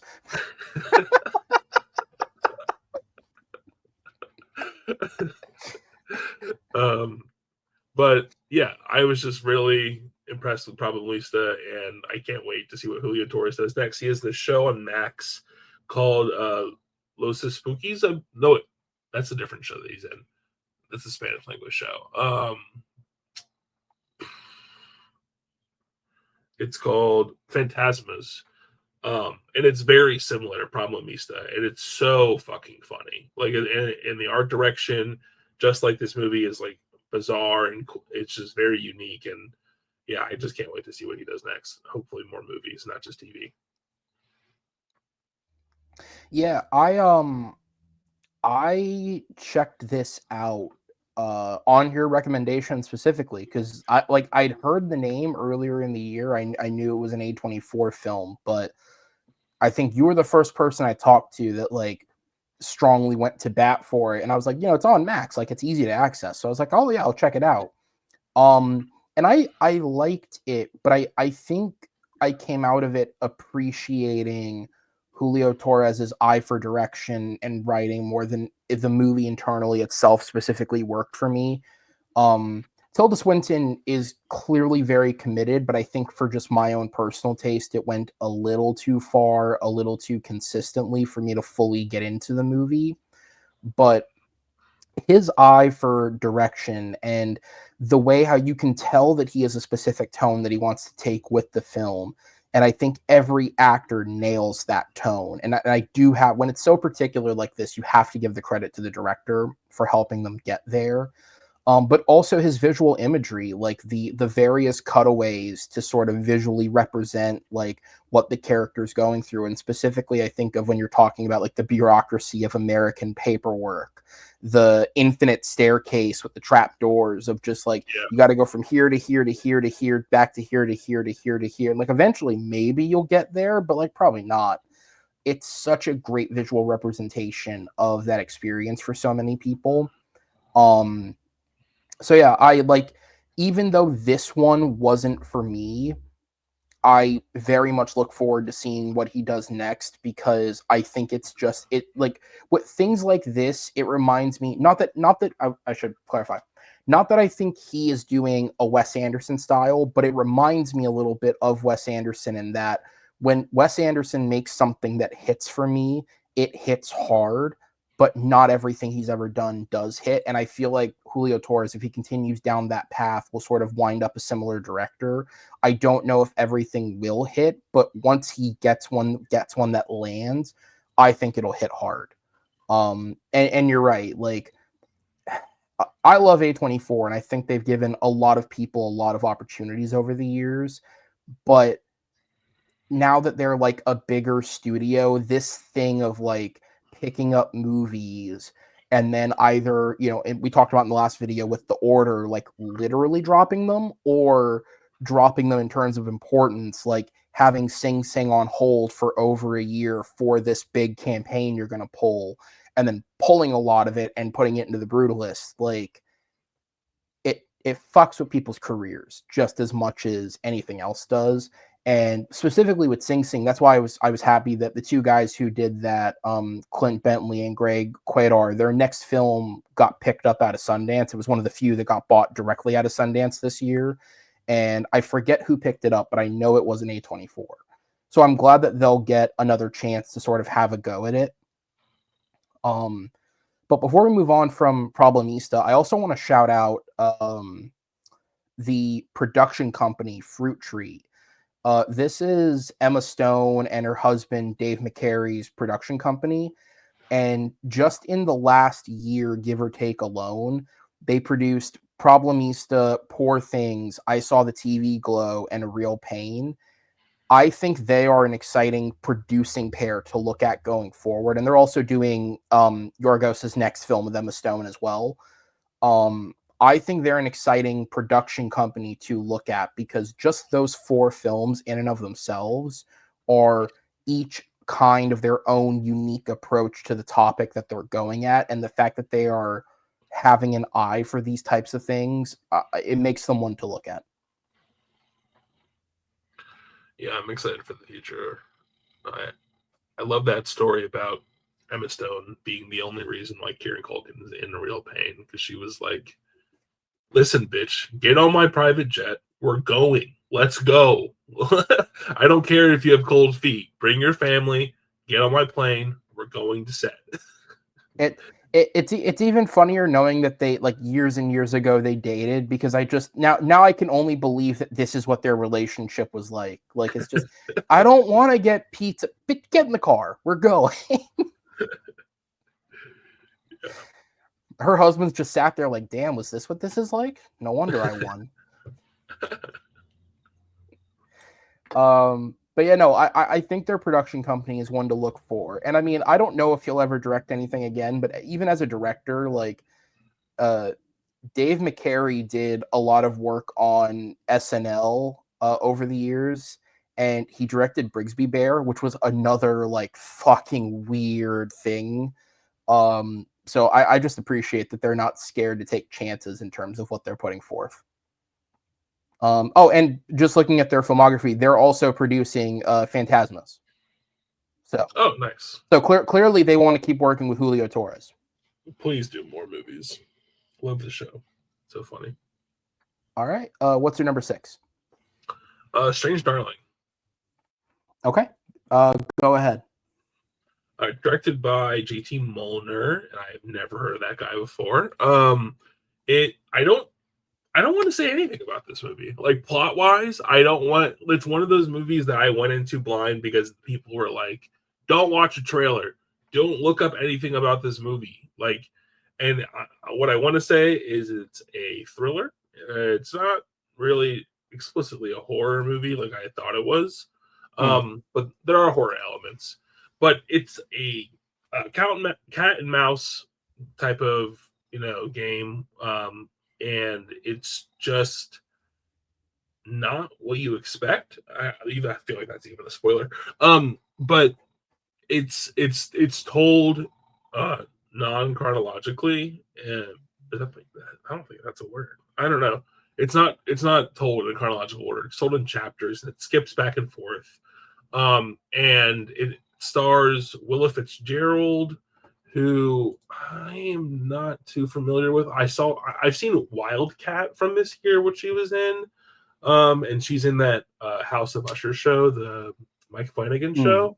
But I haven't seen her in much else. But the co-lead is Kyle Gallner, who I have fallen in love with over the past year or so. He is like one of my favorite Scream Kings. He's in Jennifer's Body. He's in Smile. He's in Smile 2. He's in Scream 5. He's in the movie Red Eye. He's in Strange Darling. He's in Nightmare on Elm Street remake. And then the movies I haven't seen him in, he's in Red State, Haunting in Connecticut. Those are horror movies. I just watched him in The Passenger, which is really fucking good. Dinner in America, which I talked about in the last episode. Yes, yeah. The same director as Snack Shack. Oh, okay. I remember this guy from Scream. Yeah. He's the one at the bar. Yes, yeah. Yes. He is awesome. I love him so much. I don't know what it is. I don't know. He's also from Pennsylvania, like me. But I just feel like he's not like, oh, like this guy is like giving brilliant performances. He's just, I don't know, typecast correctly like every single time, and he's just always, hitting the marker every single time. So Kyle Gallner is really good in this. So is Willa Fitzgerald, and I just really don't want to talk about the plot at all because I just want people to watch the movie and experience it.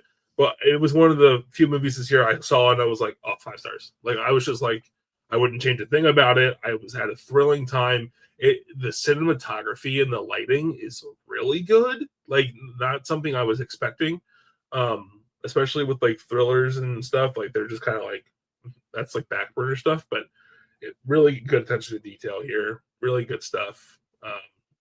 Tense. And what's his name? Is it Ed Begley Jr.? You know who that is? Yes. He has like a small, brief appearance in this, and it's also very good. It's just love this from start to finish.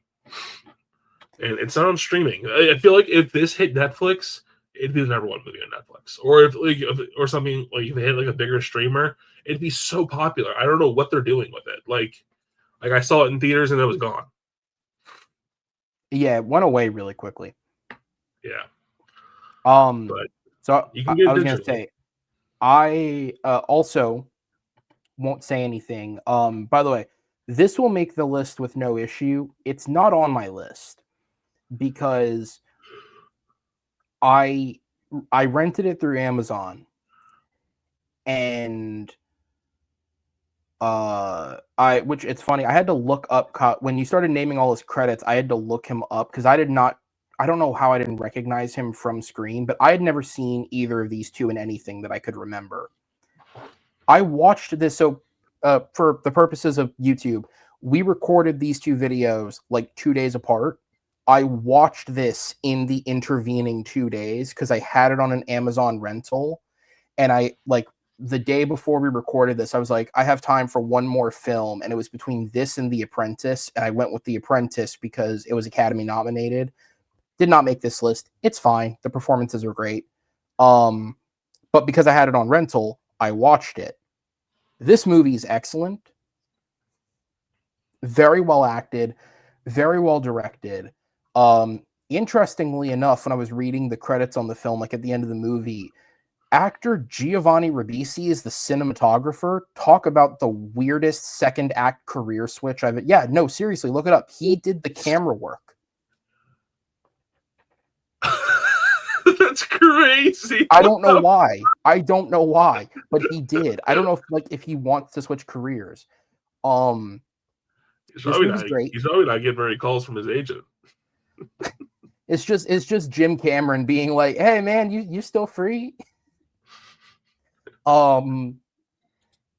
This movie's great. It would have felt facetious to just add this movie on and take something out in between videos. So it's making the 22. I have no problem with that, even if it's not officially on my list. But it is excellent. Go watch it. And I had the premise of what this was spoiled for me before I watched it, so I knew going in what it was. It's still so excellently crafted that it didn't ruin it for me, but don't actively ruin it for yourself if you don't know. And again, the biggest thing, because I agree with you, as someone who isn't like a horror guy, I didn't see this in a theater because it was described as a horror film. It's a thriller. It's not really a horror movie. So if you're someone who's not into horror but you can handle a thriller, I think you'll be fine. Yeah. But yeah, check it out. That's the most vague description of a film ever, but it's worth it. All right, I made sure to write it down so I don't forget it. What's your number 5? Love Lies Bleeding. Okay, go ahead. This one I did actually not see.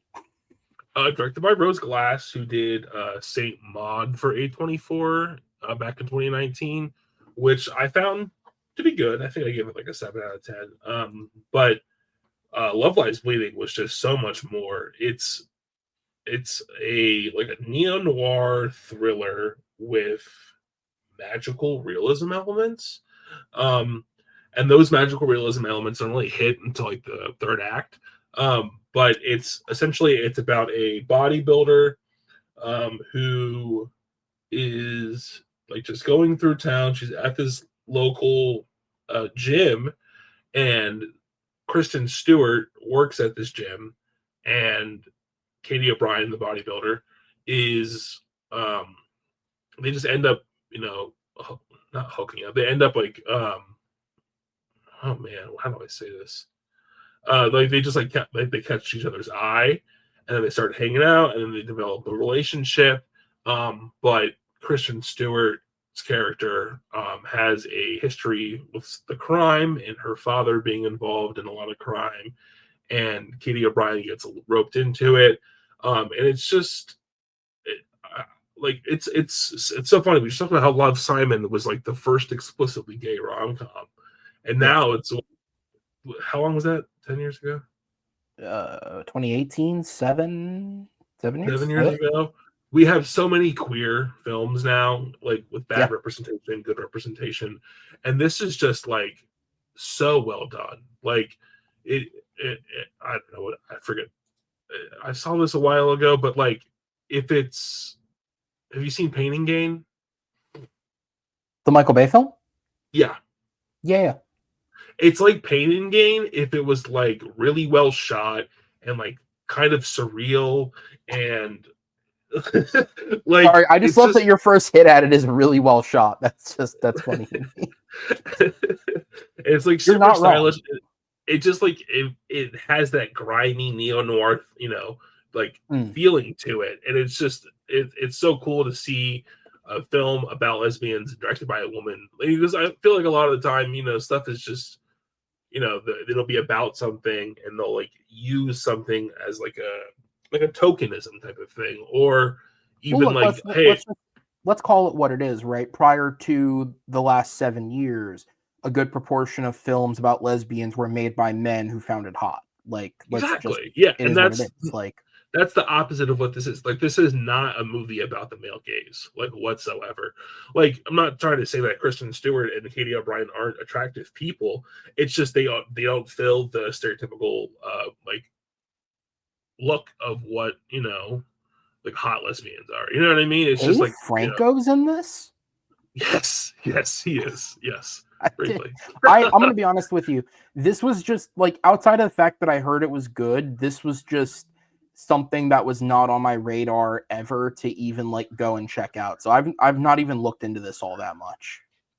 Well, it's on Max. It's super dope. So number Okay, number 5 is like it's been. I think it came. When did it come out? It came out really early in the year, it I was think. early March. Yeah, and it was in my like. I hadn't seen that many films at that point. It was like in my top 3 at that point. It's stayed in my top 10 ever since. Like there's not. It's Mm. hard for. Yeah, the few movies have been like that this year. So yeah, so good, really well done. Check it out like immediately.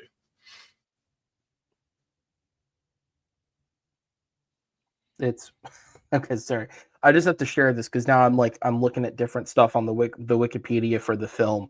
Under the critical response section, they denote a quote from John Waters, who called it his favorite film of the year.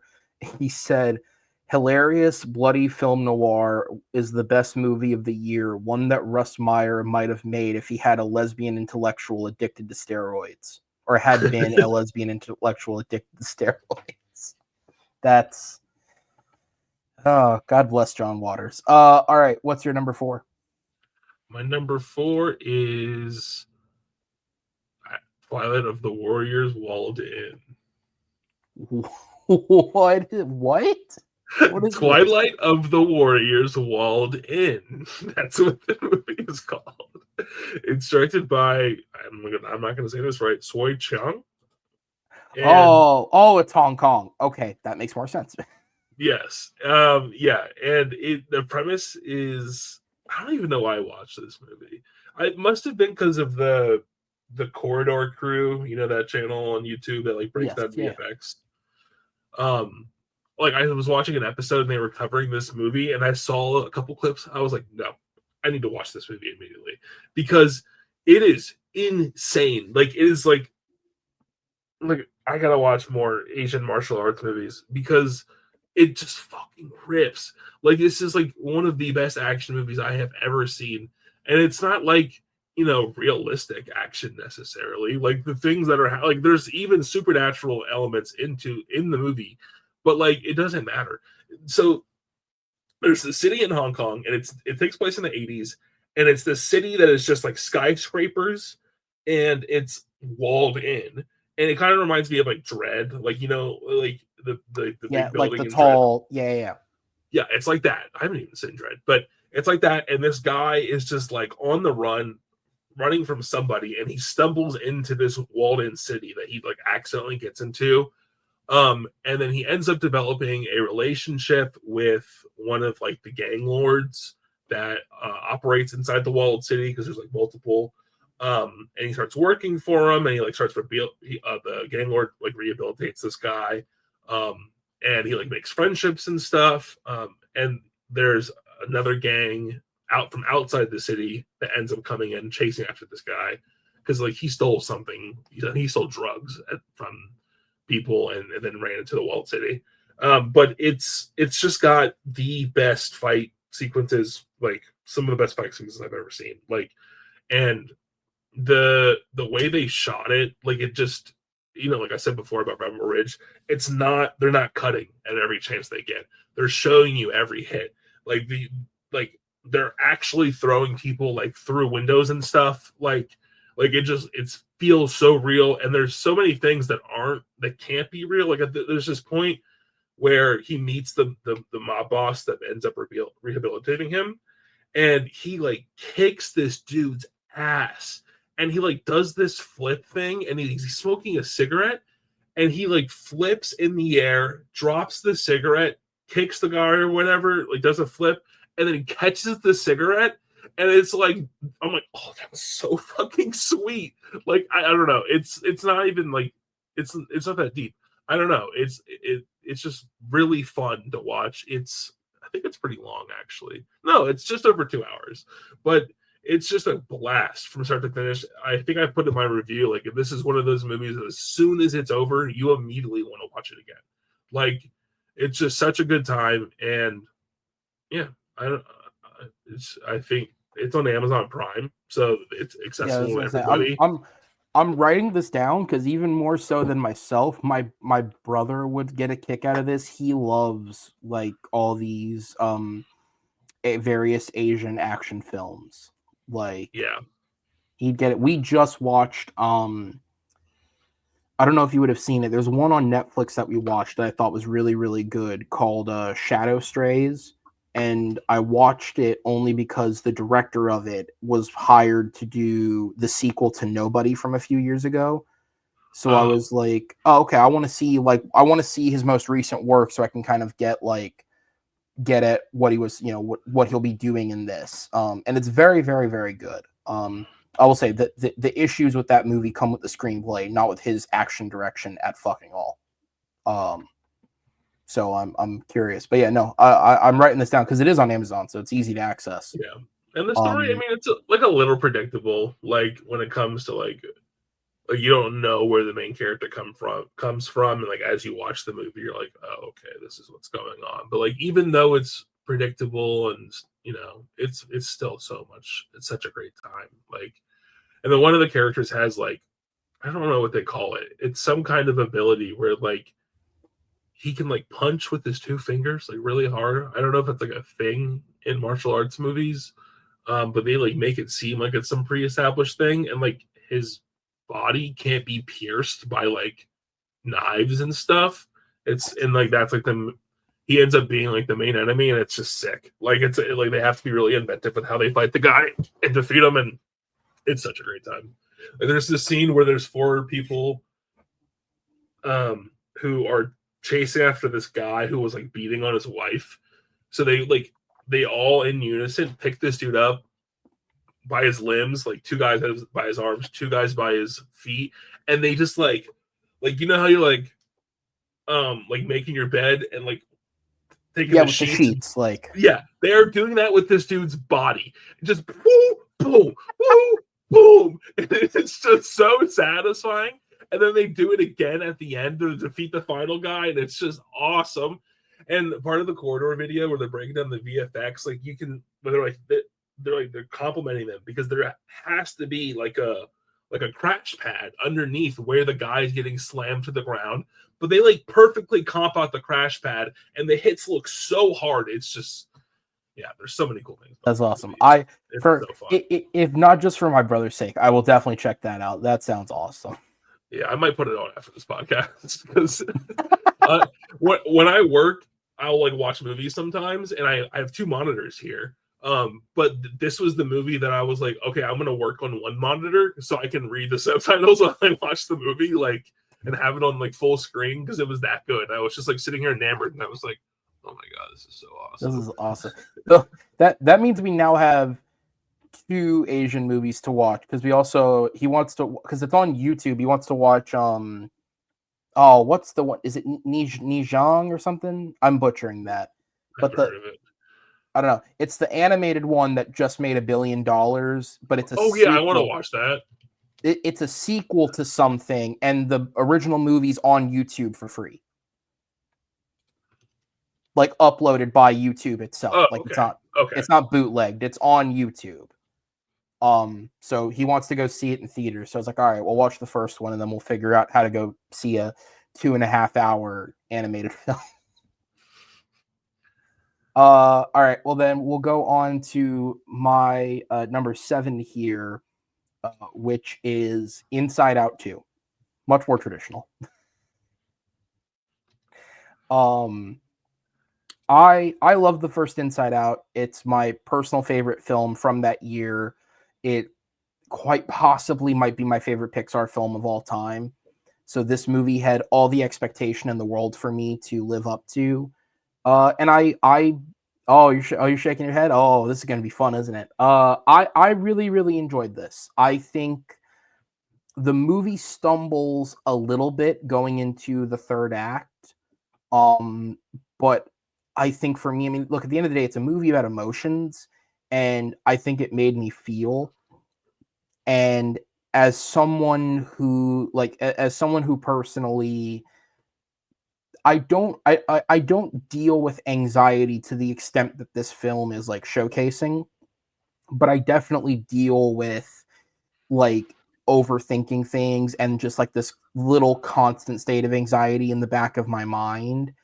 The 1 or 2 times in my life where I have had a panic attack, the visual representation of how they go about showcasing it in the movie, at least for me, hit very strongly, and I thought it was really, really excellently done. I think the voice acting in the movie is still strong. I know one of the big things people kind of got up in arms about is they didn't bring back Mindy Kaling and Bill Hader initially, and you wouldn't even notice it. Like, I think the two actors that come in do such a great job of taking over and making the film their own. Again, aside from, I think it stumbles a little going into the third act. Aside from that, I think the movie's biggest sin is it doesn't give enough to the other emotions aside from anxiety. But I think that's also a flaw with the first film. Like, outside of joy and sadness, it doesn't really have a lot for the others to do. They're all kind of chumped into this one thing. So, I mean, you can't possibly grow the cast much bigger than it is. So how they handle that in the future, I don't know. But yeah, for me, like, it definitely has flaws, and I can acknowledge that. And it's not as strong as the first one at all. But to me, emotionally, this still impacted me on a stronger level than some of the things that are like just below it that I think are technically probably better made. Like, The Wild Robot's going to win animated feature, and I think it absolutely deserves to, even over this film. But I'd be lying if I said Inside Out wasn't the one that emotionally just hit me a little harder. And part of it may be my connection to the first one, but I mean, at the end of the day, that's just the subjectivity of film. Like, it worked for me to this level, and I really enjoyed it. Yeah, Inside Out 2 is number 73 out of 106 films that I've seen. Okay, Not hey, saying that it's a could be lower. not saying it's a bad movie. Like, I gave it a 3 out of 5. I just I ever since 2015 when the first movie came out and everyone was like, this is the greatest Pixar movie of all time. I was like, Ah, no the fuck it's not. I was like, this is a very basic concept where it's just, oh, we need to go do this and then we need to come back. Like, oh, hey, we're lost. We need to come back to this place.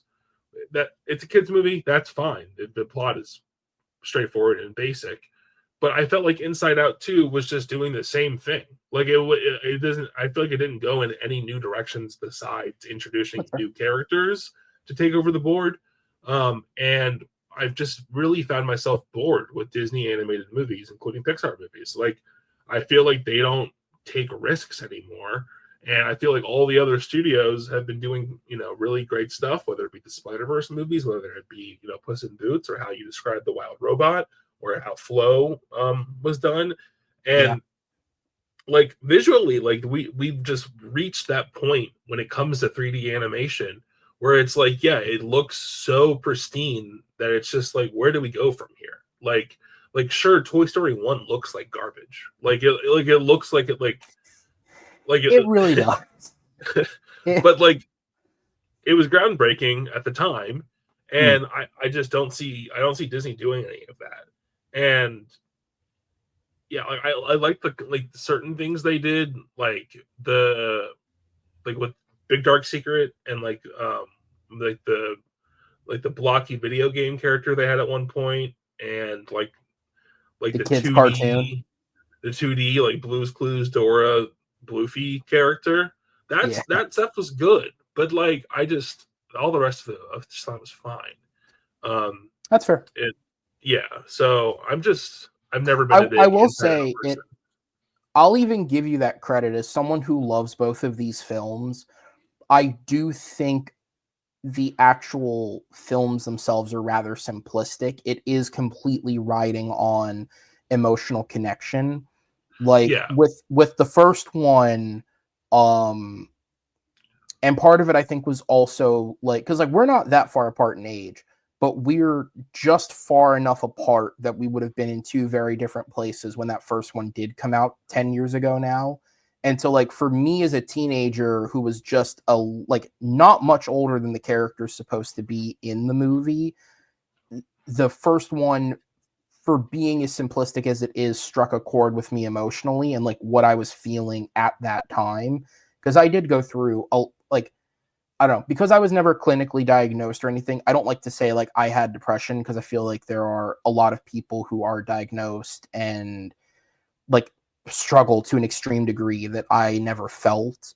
But I when I talk about it to people, I say like I felt depressed. Like there was a moment in my life where that feeling that is described, I definitely felt it, but it's something that without the intervention to which some people unfortunately need, I worked through it, and making changes to my life and doing different things helped me. And so emotionally that film connected really strongly with me. But again, even as someone who loves it, I can acknowledge and agree that I think so much of the movies do ride off of having that emotional connection.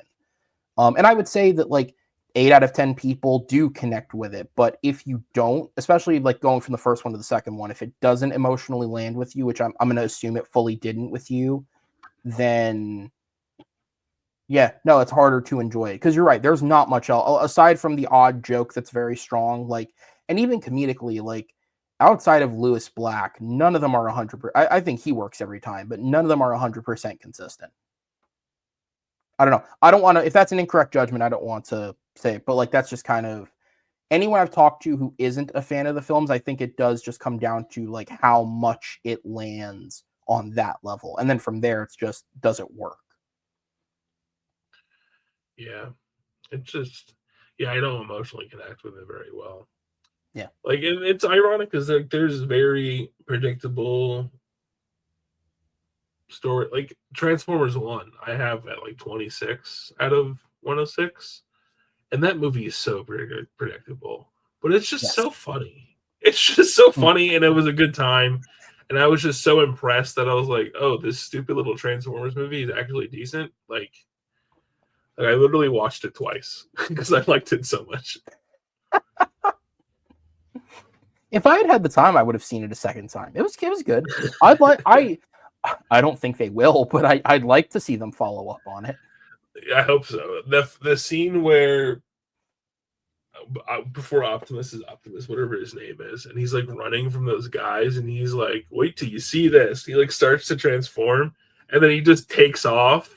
Is so fucking funny. Like every time I show that scene to somebody, they laugh their asses off, and I'm like It's good. that is The humor that's is good really good. comedy writing. Yeah, and I like Brian Tyree Henry and like everything that he does, and he does a good job with He Megatron. is he's giving that movie way more than he needs to, but it Yeah, makes it so good. I feel that way about him. He's never off as an actor. Like, yeah. Even in those Godzilla movies where he's just hamming it the yeah, hell up, he's giving it his he's all. great. In Eternals, he's giving it his all. Eternals, he's like outside of the actors that I naturally just kind of like he's the only one that makes a real strong emotional connection. Like he's gonna win an Oscar someday. Like Yes, he will. you can tell with the way that he acts. And I was glad he got nominated a year or two ago for Causeway, because I saw that was a great performance. Yeah. All right. Speaking of movies that thrive on great performance, my number 6 is the pun from earlier, Sing Sing. Sing Sing. I don't know what to say now after the acknowledgement that white people might feel more inclined towards this. No.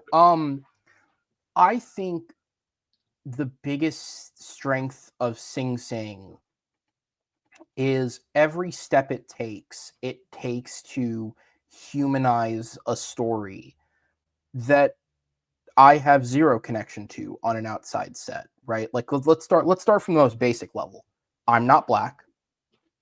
I You're not? have I yeah, I know, right? It's hard to tell. I'm not black.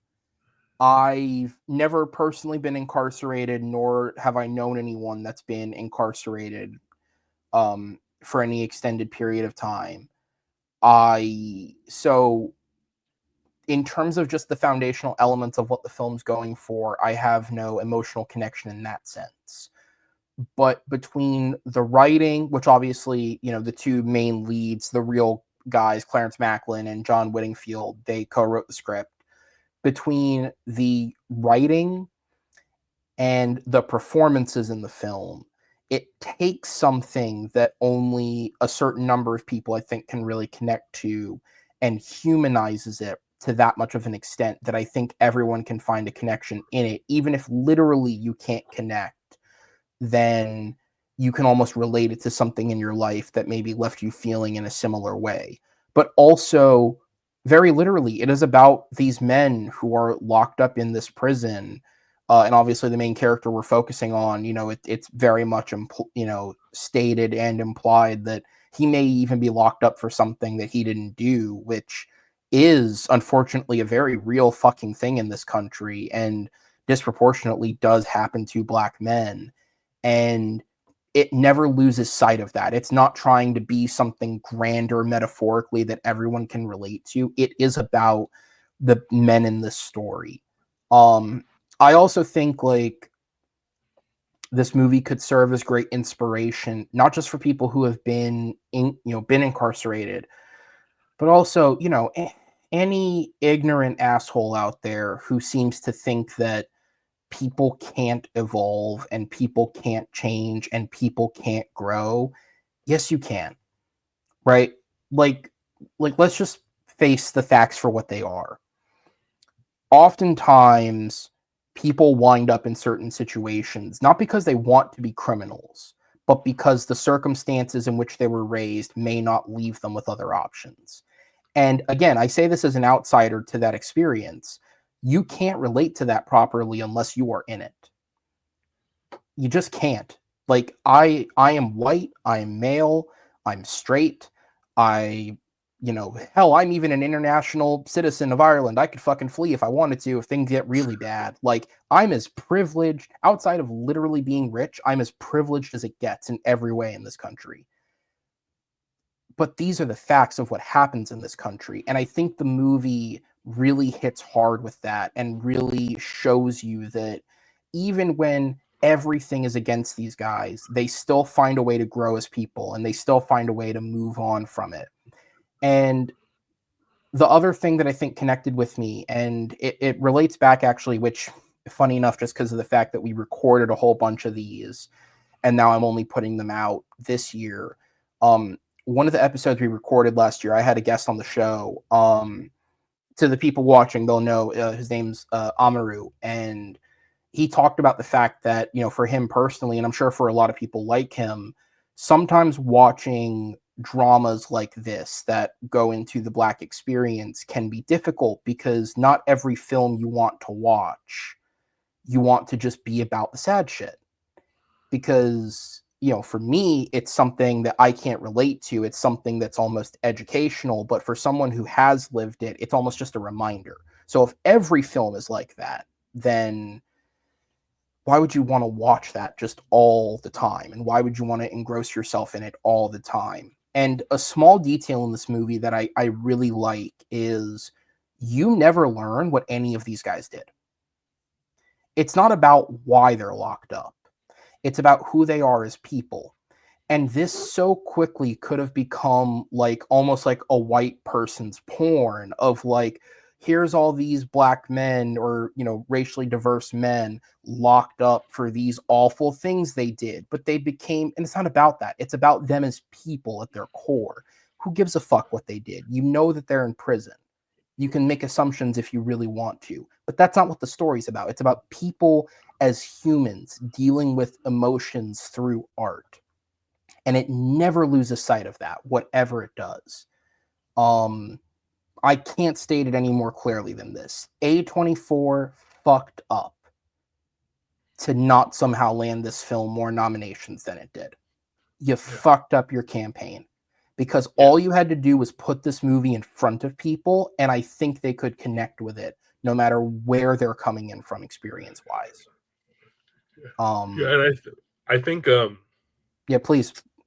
I think, like I mentioned before, they want to play it safe with the brutalists. They're like, especially with this like political culture or climate that we're in nowadays, you know, where we want to remove DEI from everything, and which is really just like a dog whistle type code word for being racist. Like before they used to say, before DEI, it was the word woke. Before the word woke, it was like you would just say like, oh, I don't like BLM, or before that you would be like, oh, political correctness. It's like, okay, it's a buzzword. Listen, right? Like it's just some buzzword for you to be like, hey, I only care about white people. Like is really what it seems like.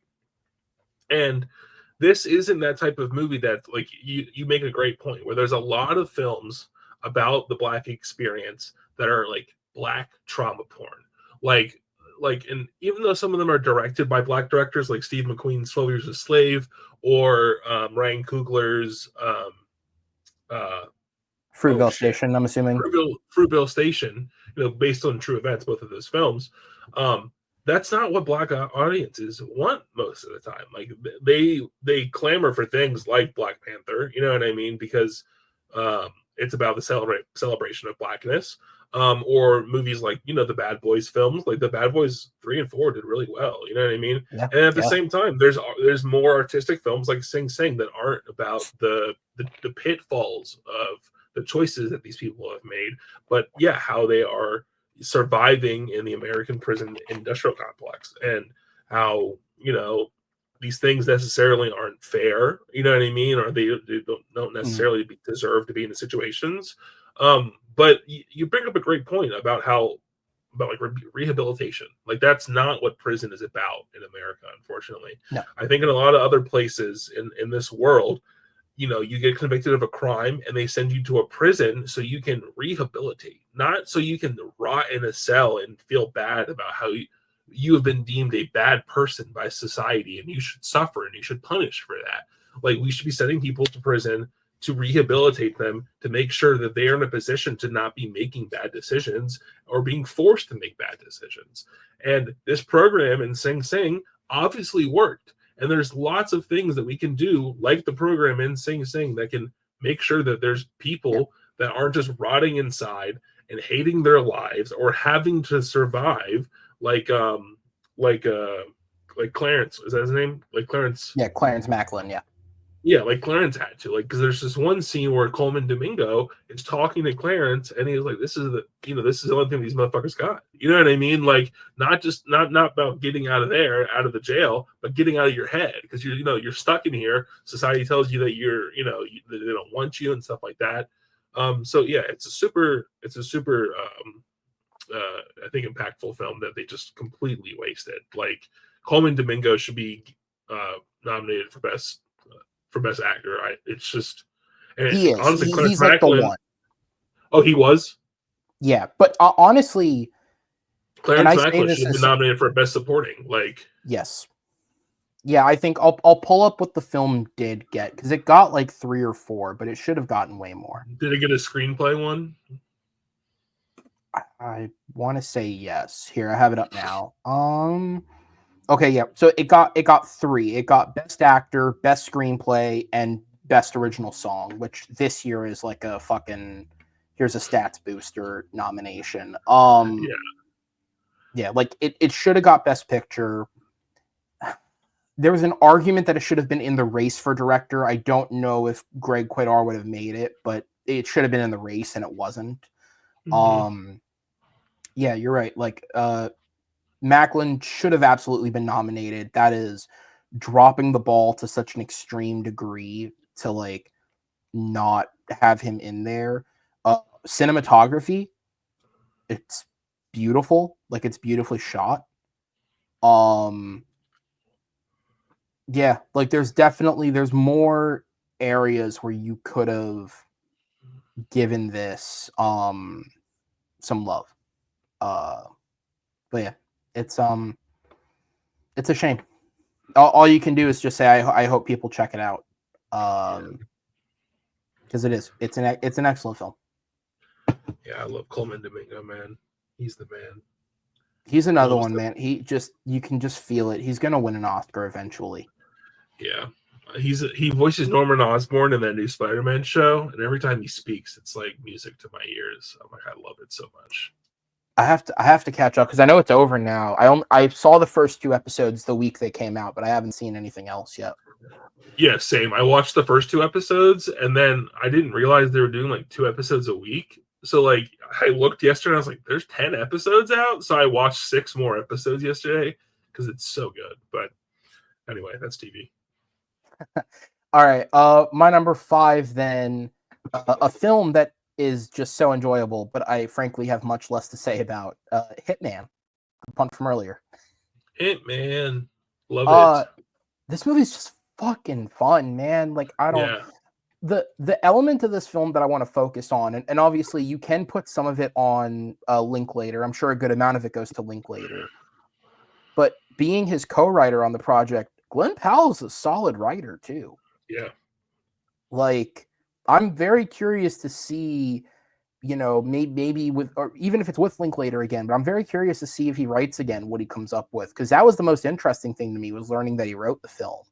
Um, dude, I just did a whole thing about how like I'm a straight white privileged guy in America. Even I'd fuck Glenn Powell. Like this dude has so much charisma.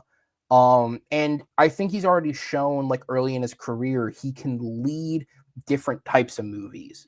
Because even this summer, while he was, blowing up the American box office, at least in Twisters, he also had this. And 2 very different types of films, 2 very good films. Twisters is one that was like just off in like the late 20s area. Very, very good film. Um, but yeah, this guy, if anyone has the potential to like be a star in a world where stars mean less, it is this guy. Um, and like Running Man is one of my most anticipated films of this upcoming year, just off the back of him working with Edgar Wright. That is a yeah. pairing, and Coleman Domingo just got announced recently. He's a part of that cast Oh, too. nice, nice. That's Yeah, great. he's going to be the host of the game show. Oh, nice. I've never Um, seen The Running Man, so I don't know.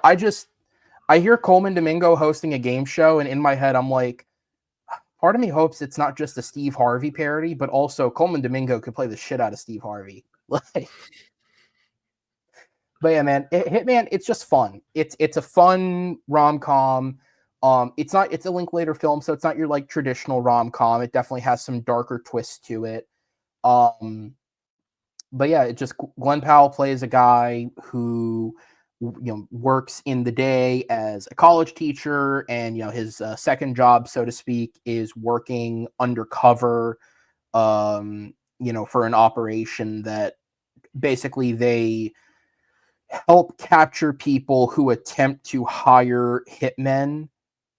It's almost like legal entrapment, but like I know there's like a technicality in there where like it's not entrapment as long as they're not the ones offering the service. Um, it's based on a true story, which I think is insane. loosely. I loosely, but like even just the idea that like this was this sting operation was a thing that happened, I think is wild. I didn't realize that many people had a need for hitmen. But yeah, like he's great in it, but also the small supporting cast in the movie. Adria Ayorna, who was already on this list once, she was in Los Freakies as well. She's great. I'm really glad her career recovered because the first thing I saw her in was Morbius, and good God, that's a bad start to like big exposure. But I think she's really good in this. Austin Emilio, who's been in a couple of Linklater films before this as like the undercover cop who feels slighted by Powell, I think plays a great like he's not really a villain. He's just like a seedy antagonist, but I think he works as a foil. And then for Parks and Rec fans, Retta's here playing Retta, but she's great. I like her things. She's fun. So yeah, I think it's got a great charm to it. It's quick. It's like less than 2 hours, and it's fun, man. Like if you want a weird date night film, it's a great watch on Netflix. Yeah, it's ironic you said that there's no good rom-coms on Netflix. But yeah, this is more like they acquired a good rom-com. Yeah, they bought a good rom-com. They didn't make this. Yeah. Netflix wasn't financing this, being like, oh yeah, okay, like here's my creative input, because it would have been bad then. But yeah, I don't have much else to say about it either. It's just like it's very it's like such a well-written screenplay. It is shocking to see that Powell was a part of it. It's not surprising. Linklater's a great writer. And it's you think that based on the premise, it seems a little boring. Like just someone falling in love with one of their suspected like criminals are trying to catch. So you feel like that's something that's been done before. But they make it so dynamic, and part of that is the charisma of both Glenn Powell and Adria Arjona. Is that how you say it? I believe so. That's how I've heard it said. If I'm wrong, then someone can correct me. But their chemistry is just top notch, and I didn't see Austin Emilio like becoming an antagonist in the film, like because he's like not really a part of the first half of the film, and then like he's like comes back to like bite him in the ass, and it was just like I wasn't expecting any of that, and I think they did a good job of like not just making us like a basic rom-com story. Like that's kind of what like I'm not even gonna get into that. I'm not gonna talk more shit about Amelia Perez. I'm gonna stop.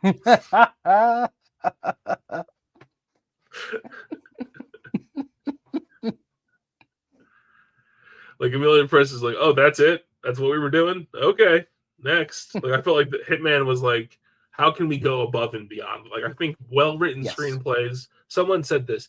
So I don't know who, but they're like a well-written screenplay or a good movie ending. It ends like, and you think there can't possibly be another scene after this, and then there somehow is, and like it just like improves upon itself. And I think that's kind of how Hitman feels. Yeah. No, it's great. Really and strong third act. It's nice to kind of see Linklater get back on it, because like he was gone for a few years there. He had a couple of films like Bomb back to back, and he was gone for a few years, but it seems like he's back on it because he had this. He's got 2 films on the docket for this year. Yeah, I mean, he did spend a lot of time making Boyhood too. He spent a lot of time making Boyhood. And isn't he making another movie like that? Yeah, Merrily We Roll Along. Yeah, so that's gonna take forever, right? 30 years or something.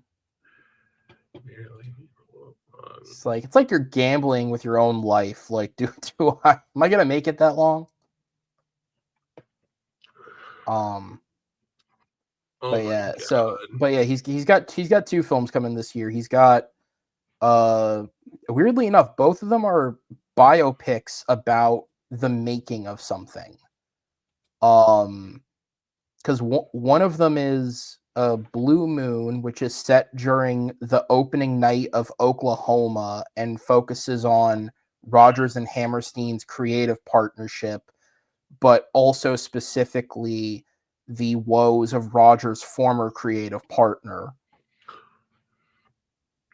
And that stars, among others, Ethan Hawke, Bobby Cannavale, and Margaret Qualley. And then he's got another one, which I'm going to butcher this, Nouvelle Vague, maybe is how it's said, which is a film about the production of the 1960 film Breathless, done in French. That sounds complicated. So, at its best, it'll be a surprisingly great film, and at its worst, it's Linklater getting one back on France for Emilia Perez. With that said, speaking of French, my number 4 is a French language film, but not Emilia Perez. My number 4 is a movie called Red Rooms.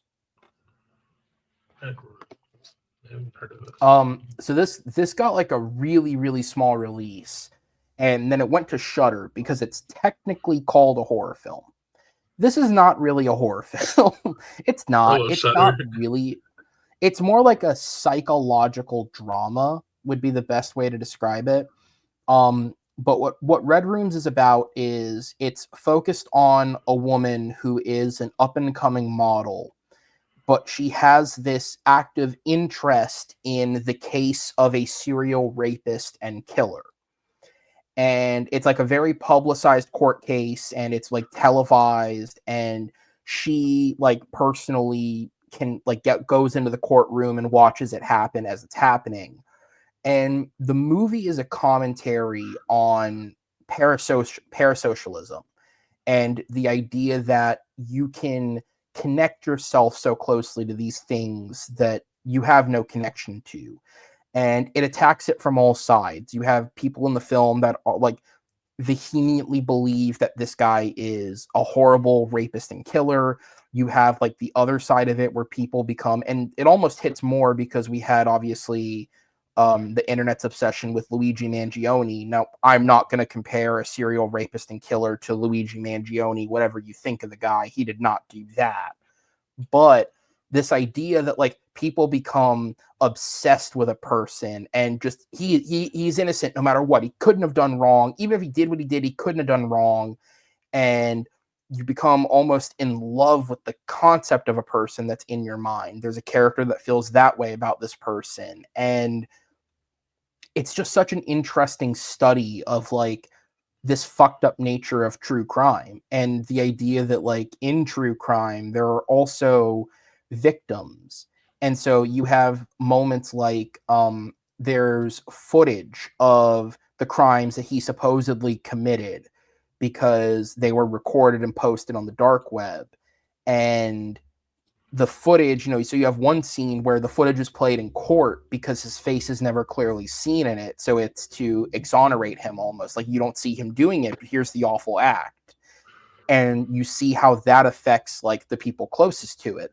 But then at the same time, one of the most tense moments of the movie is, one of the main character participating in an online crypto bid for one of these videos that people didn't think existed, but actually does. And it's showing the duology of this like fucked up nature around true crime. It connected with me personally because I'm someone who doesn't get true crime. Like, I just don't understand how you could be that interested in something real horrifically that happened. Specifically, like the Ryan Murphy stuff just makes me uncomfortable. The idea that this guy has built like, I mean, to be fair, he's done a lot of different things. I'm not saying Ryan Murphy's a piece of shit, but like a small part of his career was built off the back of exploiting these very real, very gruesome, very awful things that happened. And I don't know, it's very weirdly with me that people love it so much that he's found multiple different avenues to do it. And I guess you could argue he's just giving the people what they want, which is fair, but it's the truth. It sits very weird with me that this is like a whole thing, or that like Netflix has made a thing out of all these like 6-part documentaries that psychoanalyze all these cases from all these angles. And it's like, it's not for me. And this film, I would say the director is both clearly against the concept of true crime, but also does work to analyze it from a neutral perspective. And I think that makes it interesting. So again, it's classified as a horror film because of that, and it's an indie horror film. It's on Shudder. It's really easy to access if you have Shudder, or you can even like get it like a free trial through Amazon if you've never used it. So it's really easy to get access to. But I wouldn't call it a horror film. There's only one real like audio cue jump scare in the movie. But I think it's just an interesting character analysis on something that is really fucked up. Yeah, I can't tell you how many movies are advertised as horror movies, and I watch them like that wasn't a horror movie. That was like a thriller with Yeah, some blood. I think, yeah. But yeah, no, so it's an interesting one. I would recommend it. Yeah, I added it to my watch list, and I have Shudder, so I'll check it out. Yeah. It's not for everyone because it's obviously it's very deliberately paced. It's slow, but like if you can get into foreign cinema and you can get into stuff that's deliberately paced, I think that there's something in this for people. If you can watch La Ventura, you guys got it. All Or right, the man. Well, it took us a while, but I hope people. I'm having fun with the conversation. I hope people at home are as well. What's your number 3? Number three is how do you say her name? Coralie Farget. Uh, Farget. so how I was told it's pronounced is Coralie Farja. That's Coralie French. Farget's The Substance. Okay. And have you seen it? I have. So the Where is it substance on your is list? this. So okay. So as someone who openly is not the biggest horror guy, admittedly, horror has like this is actually horror. Genuine horror has to fight harder for me to enjoy it. Um, Not that I don't respect it. It does. So for me, like to give you my score, to me, this is an 8.5 out of 10. Like I really enjoyed it. It is the highest ranked film that didn't make my best of the year list. Okay. Yeah, And because for this what it's is worth, all the Academy love it earned, plus possibly a Margaret Qualley nom, well deserved. yeah, I'm gonna say this is the best production design out of um any Yeah. movie this year, best hair and makeup. Yeah. If it loses that Oscar, that's a crime. Yeah, hair and makeup, the costume design. I mean, there's a scene at the end that is so ridiculously bloody. Like it is comical, like intentionally comical. And it's just I was and the movie is also hilarious. Like the movie is there's so many times throughout the film where I'm just like was like you I was just laughing my ass off in that theater, and I was also grossed out at the same time. Like it was so much fun, and the way that the film is shot is just, I it's very unique. Like I'm, it's she's got a one of a kind mind, the director, Yeah. because there's so many good setups and payoffs visually. I mean, even the basic premise. I mean, if you haven't heard of The Substance by now, the basic premise is Demi Moore plays an actress, or not an actress technically. Well, Well, she at one point, yeah, she plays she someone. plays herself. Yeah, Sorry, essentially. that's a cheap shot. And she's washed up and older and not accepted in the industry anymore. And she gets offered to take the substance, which will allow her to live her life as her younger, better version of herself. Like it's a 1 week at a time, right? Like Yes, one it's week. like so. Margaret Qualley plays the younger version of her, with uh, with prosthetic breasts and prosthetic boobs or bottom, and she's just like the perfect version of the male gaze of what a woman is, and um, so they switch off 1 week, and her character finds it more enjoyable to be the younger version, so she ends up spending more time as the younger version and breaking the rules of the substance, and it just gets kind of out of hand.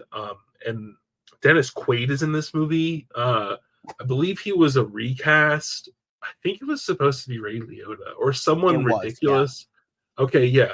I'm so glad it was Dennis Quaid. I hate Dennis Quaid. Like, I think he's a despicable human being.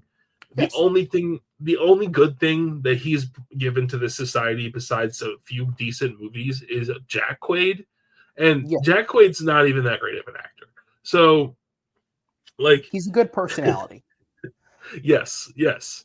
But Dennis Quaid is perfect in this movie. He is just so gross and the perfect representation of men in Hollywood or just in America in general and how they think about women and treat women.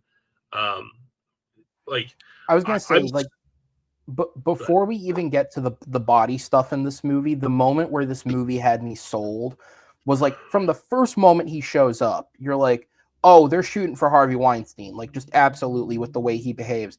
And then he's named Harvey, and I'm like, oh, they're not even trying to hide this. Okay, I'm in. I like what it. is he gonna do? What's he gonna do? He's not producing movies anymore.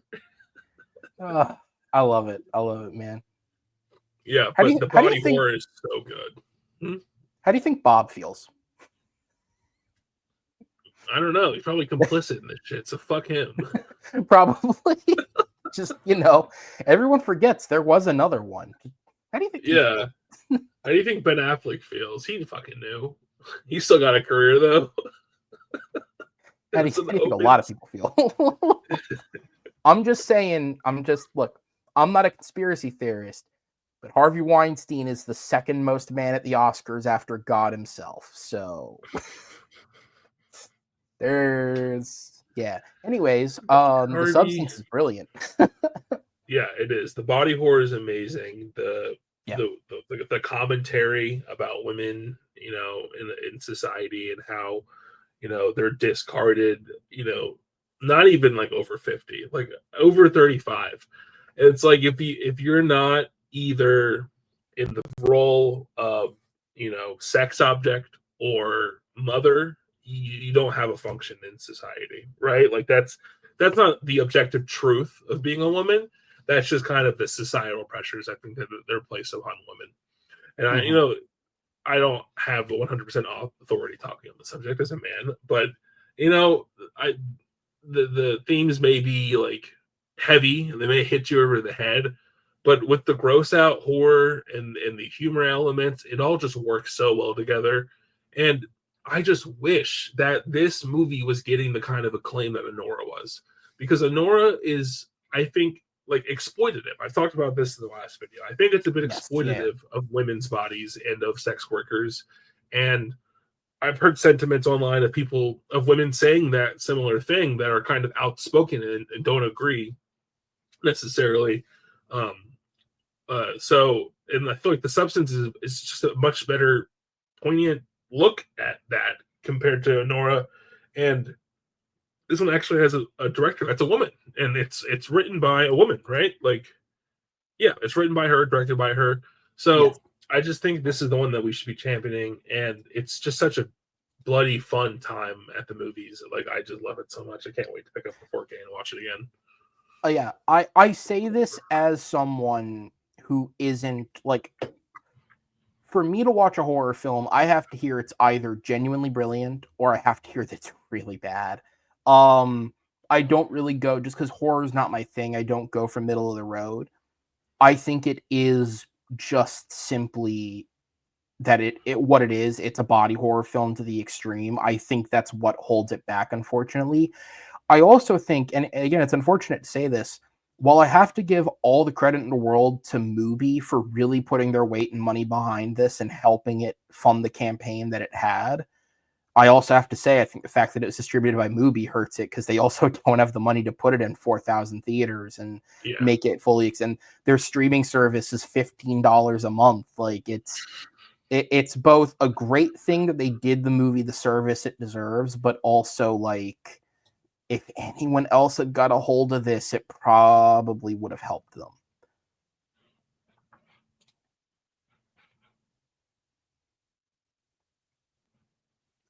But yeah, this movie is excellent. And specifically, I would say, like, if you are someone who has an interest in getting into the film industry, specifically in like hair and makeup, the extensive degree to which they've talked about the work on this is excellent. So go check it out. All right, with that said, we'll move on here. My number 3 is another one that I'm not going to say too much about unless you've also seen it. My number 3 is Conclave. Oh no, I literally put it on like last night, and then I was like, I don't want to watch a serious movie. I just want to watch something fun, and we put on Final Destination. So here, well, okay, Final Destination's one thing. Here's what I'll say. Conclave is not as serious as it looks on the outset. Okay. It is definitely for what it is, at least. It's on the lighter side. I think it's something that people will get fun out of. It is, I mean, the best way that I can describe it is it plays like a murder mystery, except the mystery isn't the murder. The mystery is everything else around them. Because there isn't, well, I should say, there isn't a murder. The Pope's not murdered, but it's like this investigation into the backgrounds of all these various candidates to be the new pope, but it's done with this like British murder mystery mentality, and I think it just makes for a really fun film. Ray Fiennes, Stanley Tucci, Isabella Rossellini, potential future Dumbledore. Oh no, I'm forgetting his name. Fuck me. John Lithgow, all excellent across the board, but also the smaller international actors that they work into the film, I think all do a great job. Specifically, one of the popes, the Italian one, Tedesco, the actor who plays him, I don't believe has acted in English in like 15 years or something, and you wouldn't notice. Like, he fits in so well with the rest of them. So yeah, expertly crafted. The set design, the cinematography is all beautiful. This is the movie that I'm pulling for Best Picture. I think of the ones that are front running, I think it's the most perfect. I think Conclave is a great allegory for political motivations and political stances. I think it takes not just American, because obviously Ed Berger's not American, but it takes politics in general in the world and this concept of being one side or the other, and it moves it to this thing of choosing the Pope, which obviously has, for a lot of people, a very real world consequence, but to a lot of people it doesn't. And I think it kind of lightens the mood around politics while also commenting on it in a very unique way. And of course, even if you don't know what the ending is, everyone's heard about the fact that this movie has an ending that is a insane twist for what it is. And if you are a certain type of person, it is going to piss you the fuck off. And yes, it does, but I think it's a brilliant twist. And it drives home the point the movie's trying to make, which is like, no matter what you think is bad, there are things that are bad and there are things that aren't. And sometimes you can just have to live with certain elements of people's lives. But yeah, I think it's very good. I don't want to say much more than that because I think it is worth watching. Yep, I'm gonna watch it before the Oscars. We'll see. And it's on Peacock, and they need hits. So, what's your number 2? Challengers. All right, go ahead. It's at the bottom of my list because I think it is technically brilliant, but it just didn't connect with me the way it did with others. So I'll let you have the floor here. Aside from that, This has got to be. It's tough to say, but I think this is Luca Guadagnino's best movie, and that's saying a lot for me because I really, really loved Call Me by Your Name. I really, really loved Bones and All. I had a great time with the Suspiria remake. Queer is very good, but like, I'm a big technical guy. Like, The Social Network is my favorite movie because it has some of the best cinematography, best written dialogue. It's so witty, it's snappy. The score by Trent Reznor and Atticus Ross is sublime. And the CGI in Social Network is like invisible because it's so well done. And Fincher really has an eye for what he wants and knows what he wants in advance and how to communicate that to his artists on set or on post production. And I think Luca Guadagnino has done the exact same thing by taking a topic I don't give a fuck about, like the creation of Facebook. Like, sure, I was a Facebook user, but like no one cared about how Facebook was made, and he just made it such a riveting story. And here, Luca does something where I don't give a fuck about tennis. You know what I mean? Mm. But he makes tennis the coolest fucking thing in the world. Like on a technical level, the way they shoot the last tennis scene is unbelievable. It uses such unique techniques, like completely recreating the tennis match in 3D using like the the ball as a perspective for the camera.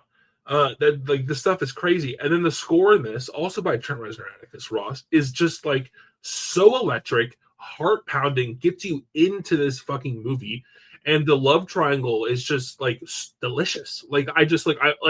like the scene where they're all making out, together, and then she gets them to make out. Like it's I love it so much.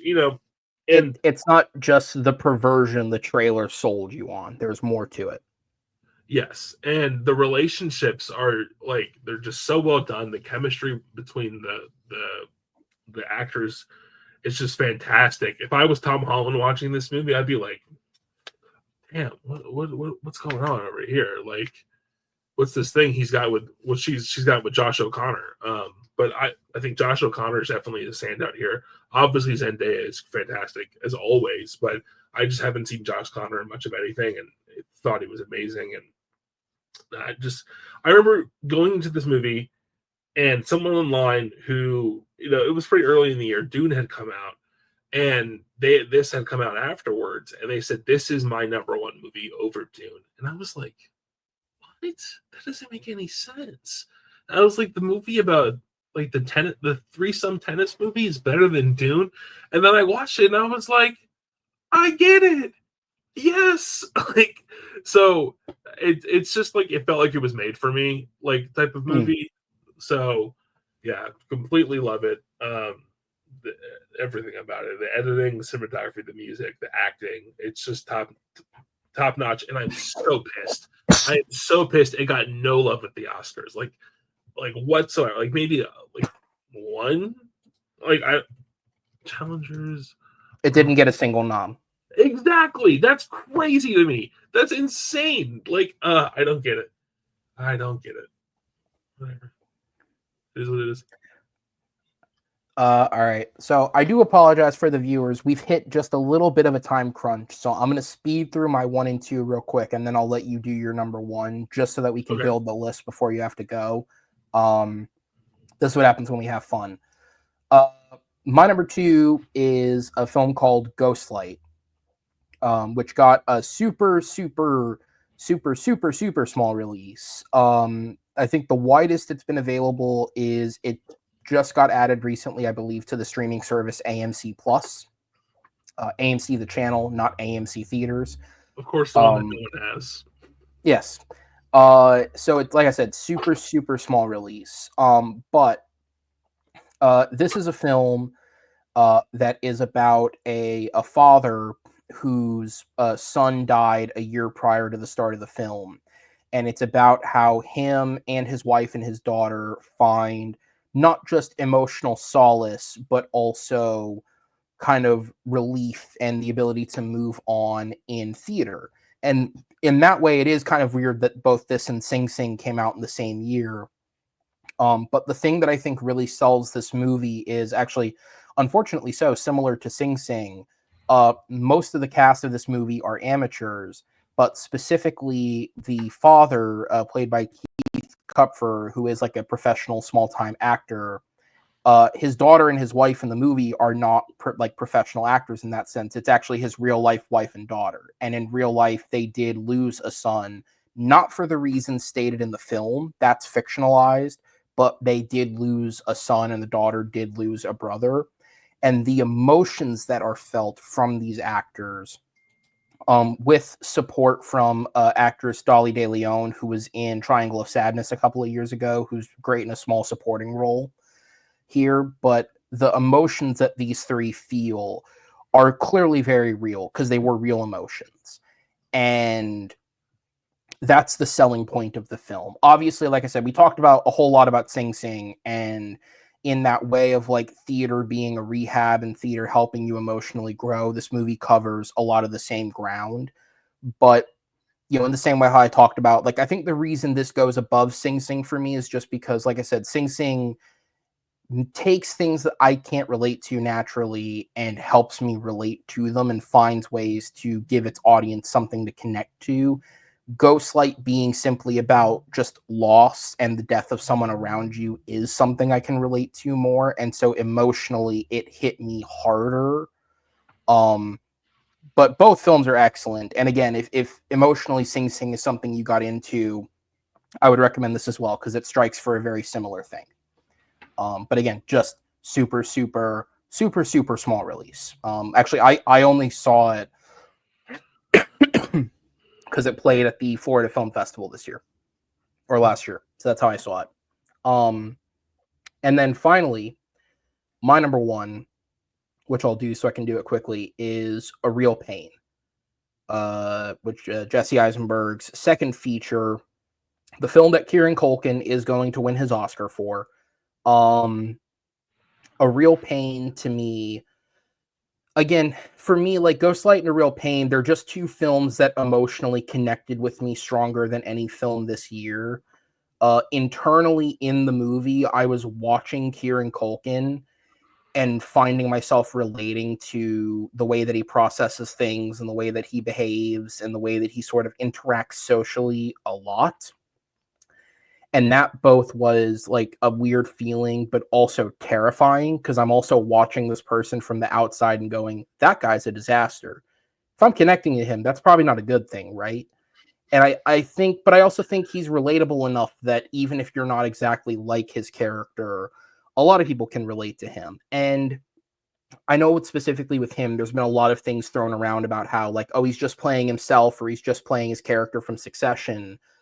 But I don't think that's what it is. I think it's just the character is so relatable on that level that it's easy for him to tap into, because it is just a guy who's frazzled from loss. And that's what it is. It's this deep loss that affects you. And I think aside from his performance, I think Eisenberg's screenplay is excellent. I know it just won. I think it was at the BAFTAs it just won, and that sort of put it on people's radar of like, I don't think it'll win, but it has an outside chance, and I think that that's great that it's in the discussion to win. He himself is incredible. I mean, you just praised The Social Network. Eisenberg is an excellent actor, and I think he plays a great foil to Culkin here, but also a great emotional support. Yeah, it's an excellent, excellent film. I can't say enough about it. And I don't want to go too deep because then I won't stop. So, with that said, your number one, which I can guess is. Honestly, right before I'm going to say my number one, you know what it is already. I just want to give a quick shout out to a few films that aren't in my top 22. I know we're on a time crunch and it's my fault. But three movies that I really think that people just haven't heard about. Destroy All Neighbors on Shudder is a really fun like horror comedy. It's just about a guy who like hates all of his neighbors and stuff. And it just gets super wacky and like ridiculous. It's What's Inside on Netflix, which is like a comedy thriller about body swapping. Don't look anything up about it. It's super good. And then National Anthem, like a queer romance Western movie, which also came out. And I just like loved all three of these movies. Like I gave them around like 3.5 to 4 stars. They just really didn't make my list, but they're so fun. And the documentary Sperm World, directed by Lance Oppenheim, who like did Some Kind of Heaven and Ren Fair. Super good.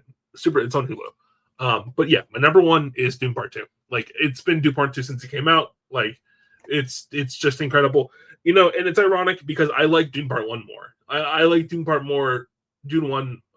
quite more. I think I'm a big setup guy. I think setup is always better than the payoff. the resolution and the payoff, because a lot of time they don't nail it. They don't oh my god, what is that phrase? I'm saying knit. I can't. Whatever. They don't stick the landing. That's the phrase I was trying to say. And I think Yes, Dune yeah. 2 mostly sticks the landing. It feels like it's kind of a bit of a tease. You know what I mean? Because it's like, okay, we're here now. And I think a problem with Dune 2 is that it's the second part of a book. It's not a sequel to Dune. You know what I mean? It's not Dune Messiah. Yes. It's not the next thing that's happening in the Dune story. It's just the continuation of the first film, which I think is perfect. And this one is good. I just think it's really action heavy, which is ironic because I think most people would complain about the first one being boring and not there being enough action. And I like it when it's a little bit more meditative. Denis Villeneuve's his direction. Some people call it boring.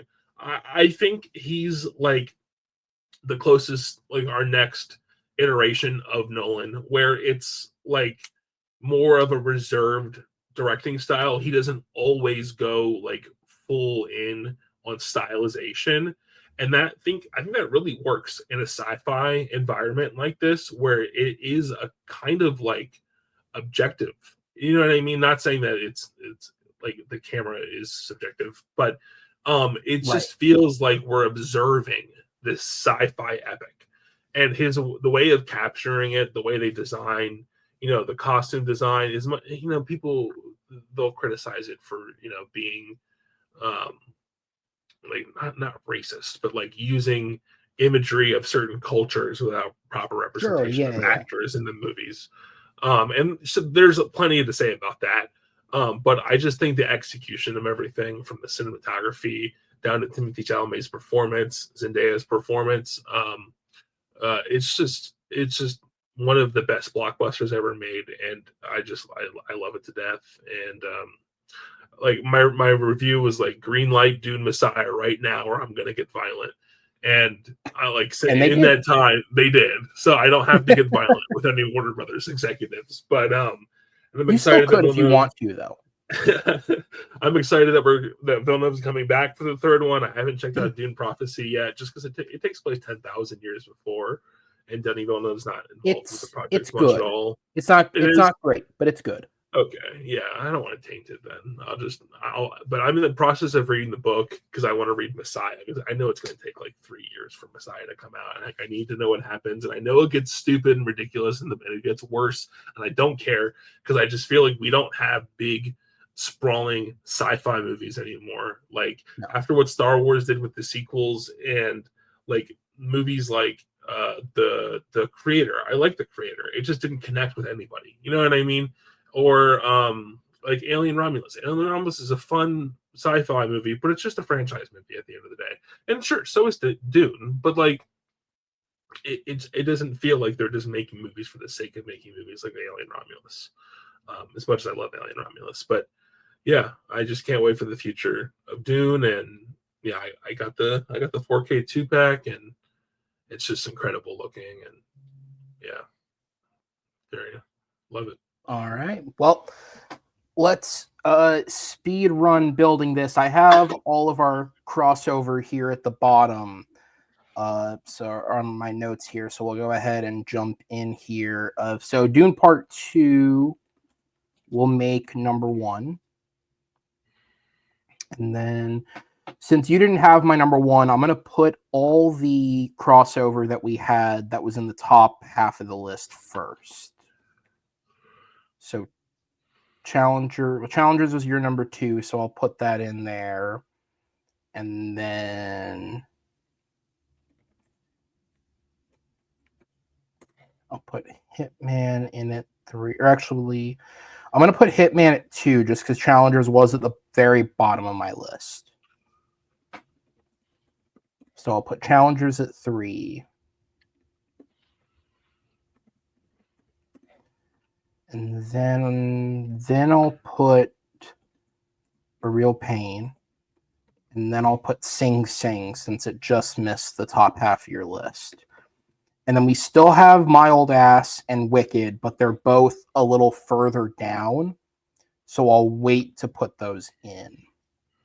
So then what is, reading your list, what is the next highest film that's not already on there? The Substance. And that's at 3. 3. Okay. So I have Ghostlight at 2. So I'll put that next. And then I'll give you The Substance over Conclave since you haven't seen mine. And I can back The Substance being good. All right, then what's your next one? Twilight Warriors. I think that's what it's called. Twilight of the Warriors, Walden. All right, at 4, right? Yeah. Okay.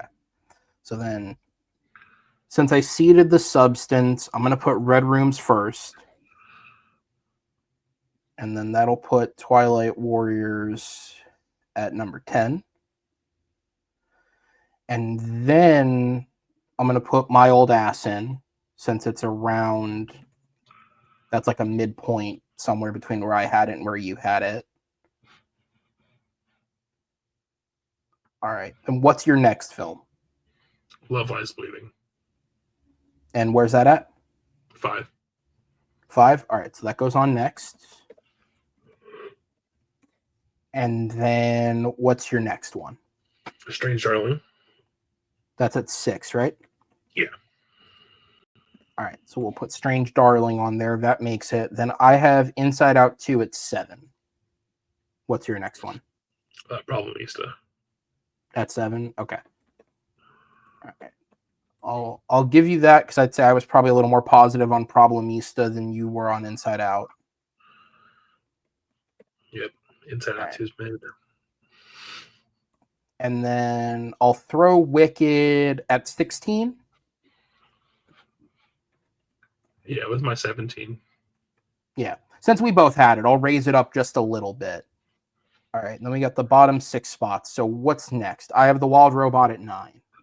Yeah, I have Civil War at 8, Rebel Ridge at 9. All right. So I'll do Civil War. And then to rotate, I'll put The Wild Robot and Civil War. And then what is your next one? I have Seed of the Sacred Fig at 11. I saw the TV Glow at 10. All right. And then what is your 11? Hitman. Okay, so that's already on there. So then Sing Sing. is your 12? Yeah, Sing Sing. Is that already on there? Okay, which means my 12, Better Man, will make the list. And that movie needs it. All right, so if you have another minute or two to hang around for the list reading, you can. If you have to hop off, then go ahead. I understand that because we've hit our time restraint recording-wise. No, it's fine. I'm not going to say it, but no, we're fine. I work from home. All right, cool. All right, then. So I'll go ahead and run this down. If you can just say the numbers for me before the titles. These are the 22 best films of 2024. All right, number 22. Better Man. 21. The Seed of the Sacred Fig. 20. I Saw the TV Glow. 19. Civil War. 18. The Wild Robot. 17. Shit, I wrote Civil War twice. Did I fuck up and miss a movie? Rebel Ridge. Yes, Rebel Ridge. Okay. Sorry, Aaron Pierre. I still like you. All right. 19 was Rebel Ridge. 18. The Wild Robot. 17. Civil War. 16. Wicked. And 15. Inside Out 2. And number 14. Problemista. And 13. Strange Darling. And then number 12. Love Lies Bleeding. And at 11. My Old Ass. And then starting the top 10, number 10. Twilight of the Warriors, Walled In. And number 9, we got. Red Rooms. And then number 8. Conclave. Number 7. The Substance. And number 6. Ghostlight. And then here we're getting into the top 5. Number 5 is Sing Sing. And with number 4, A Real Pain. and then number 3, Challengers. number 2, movie of the year, Hitman.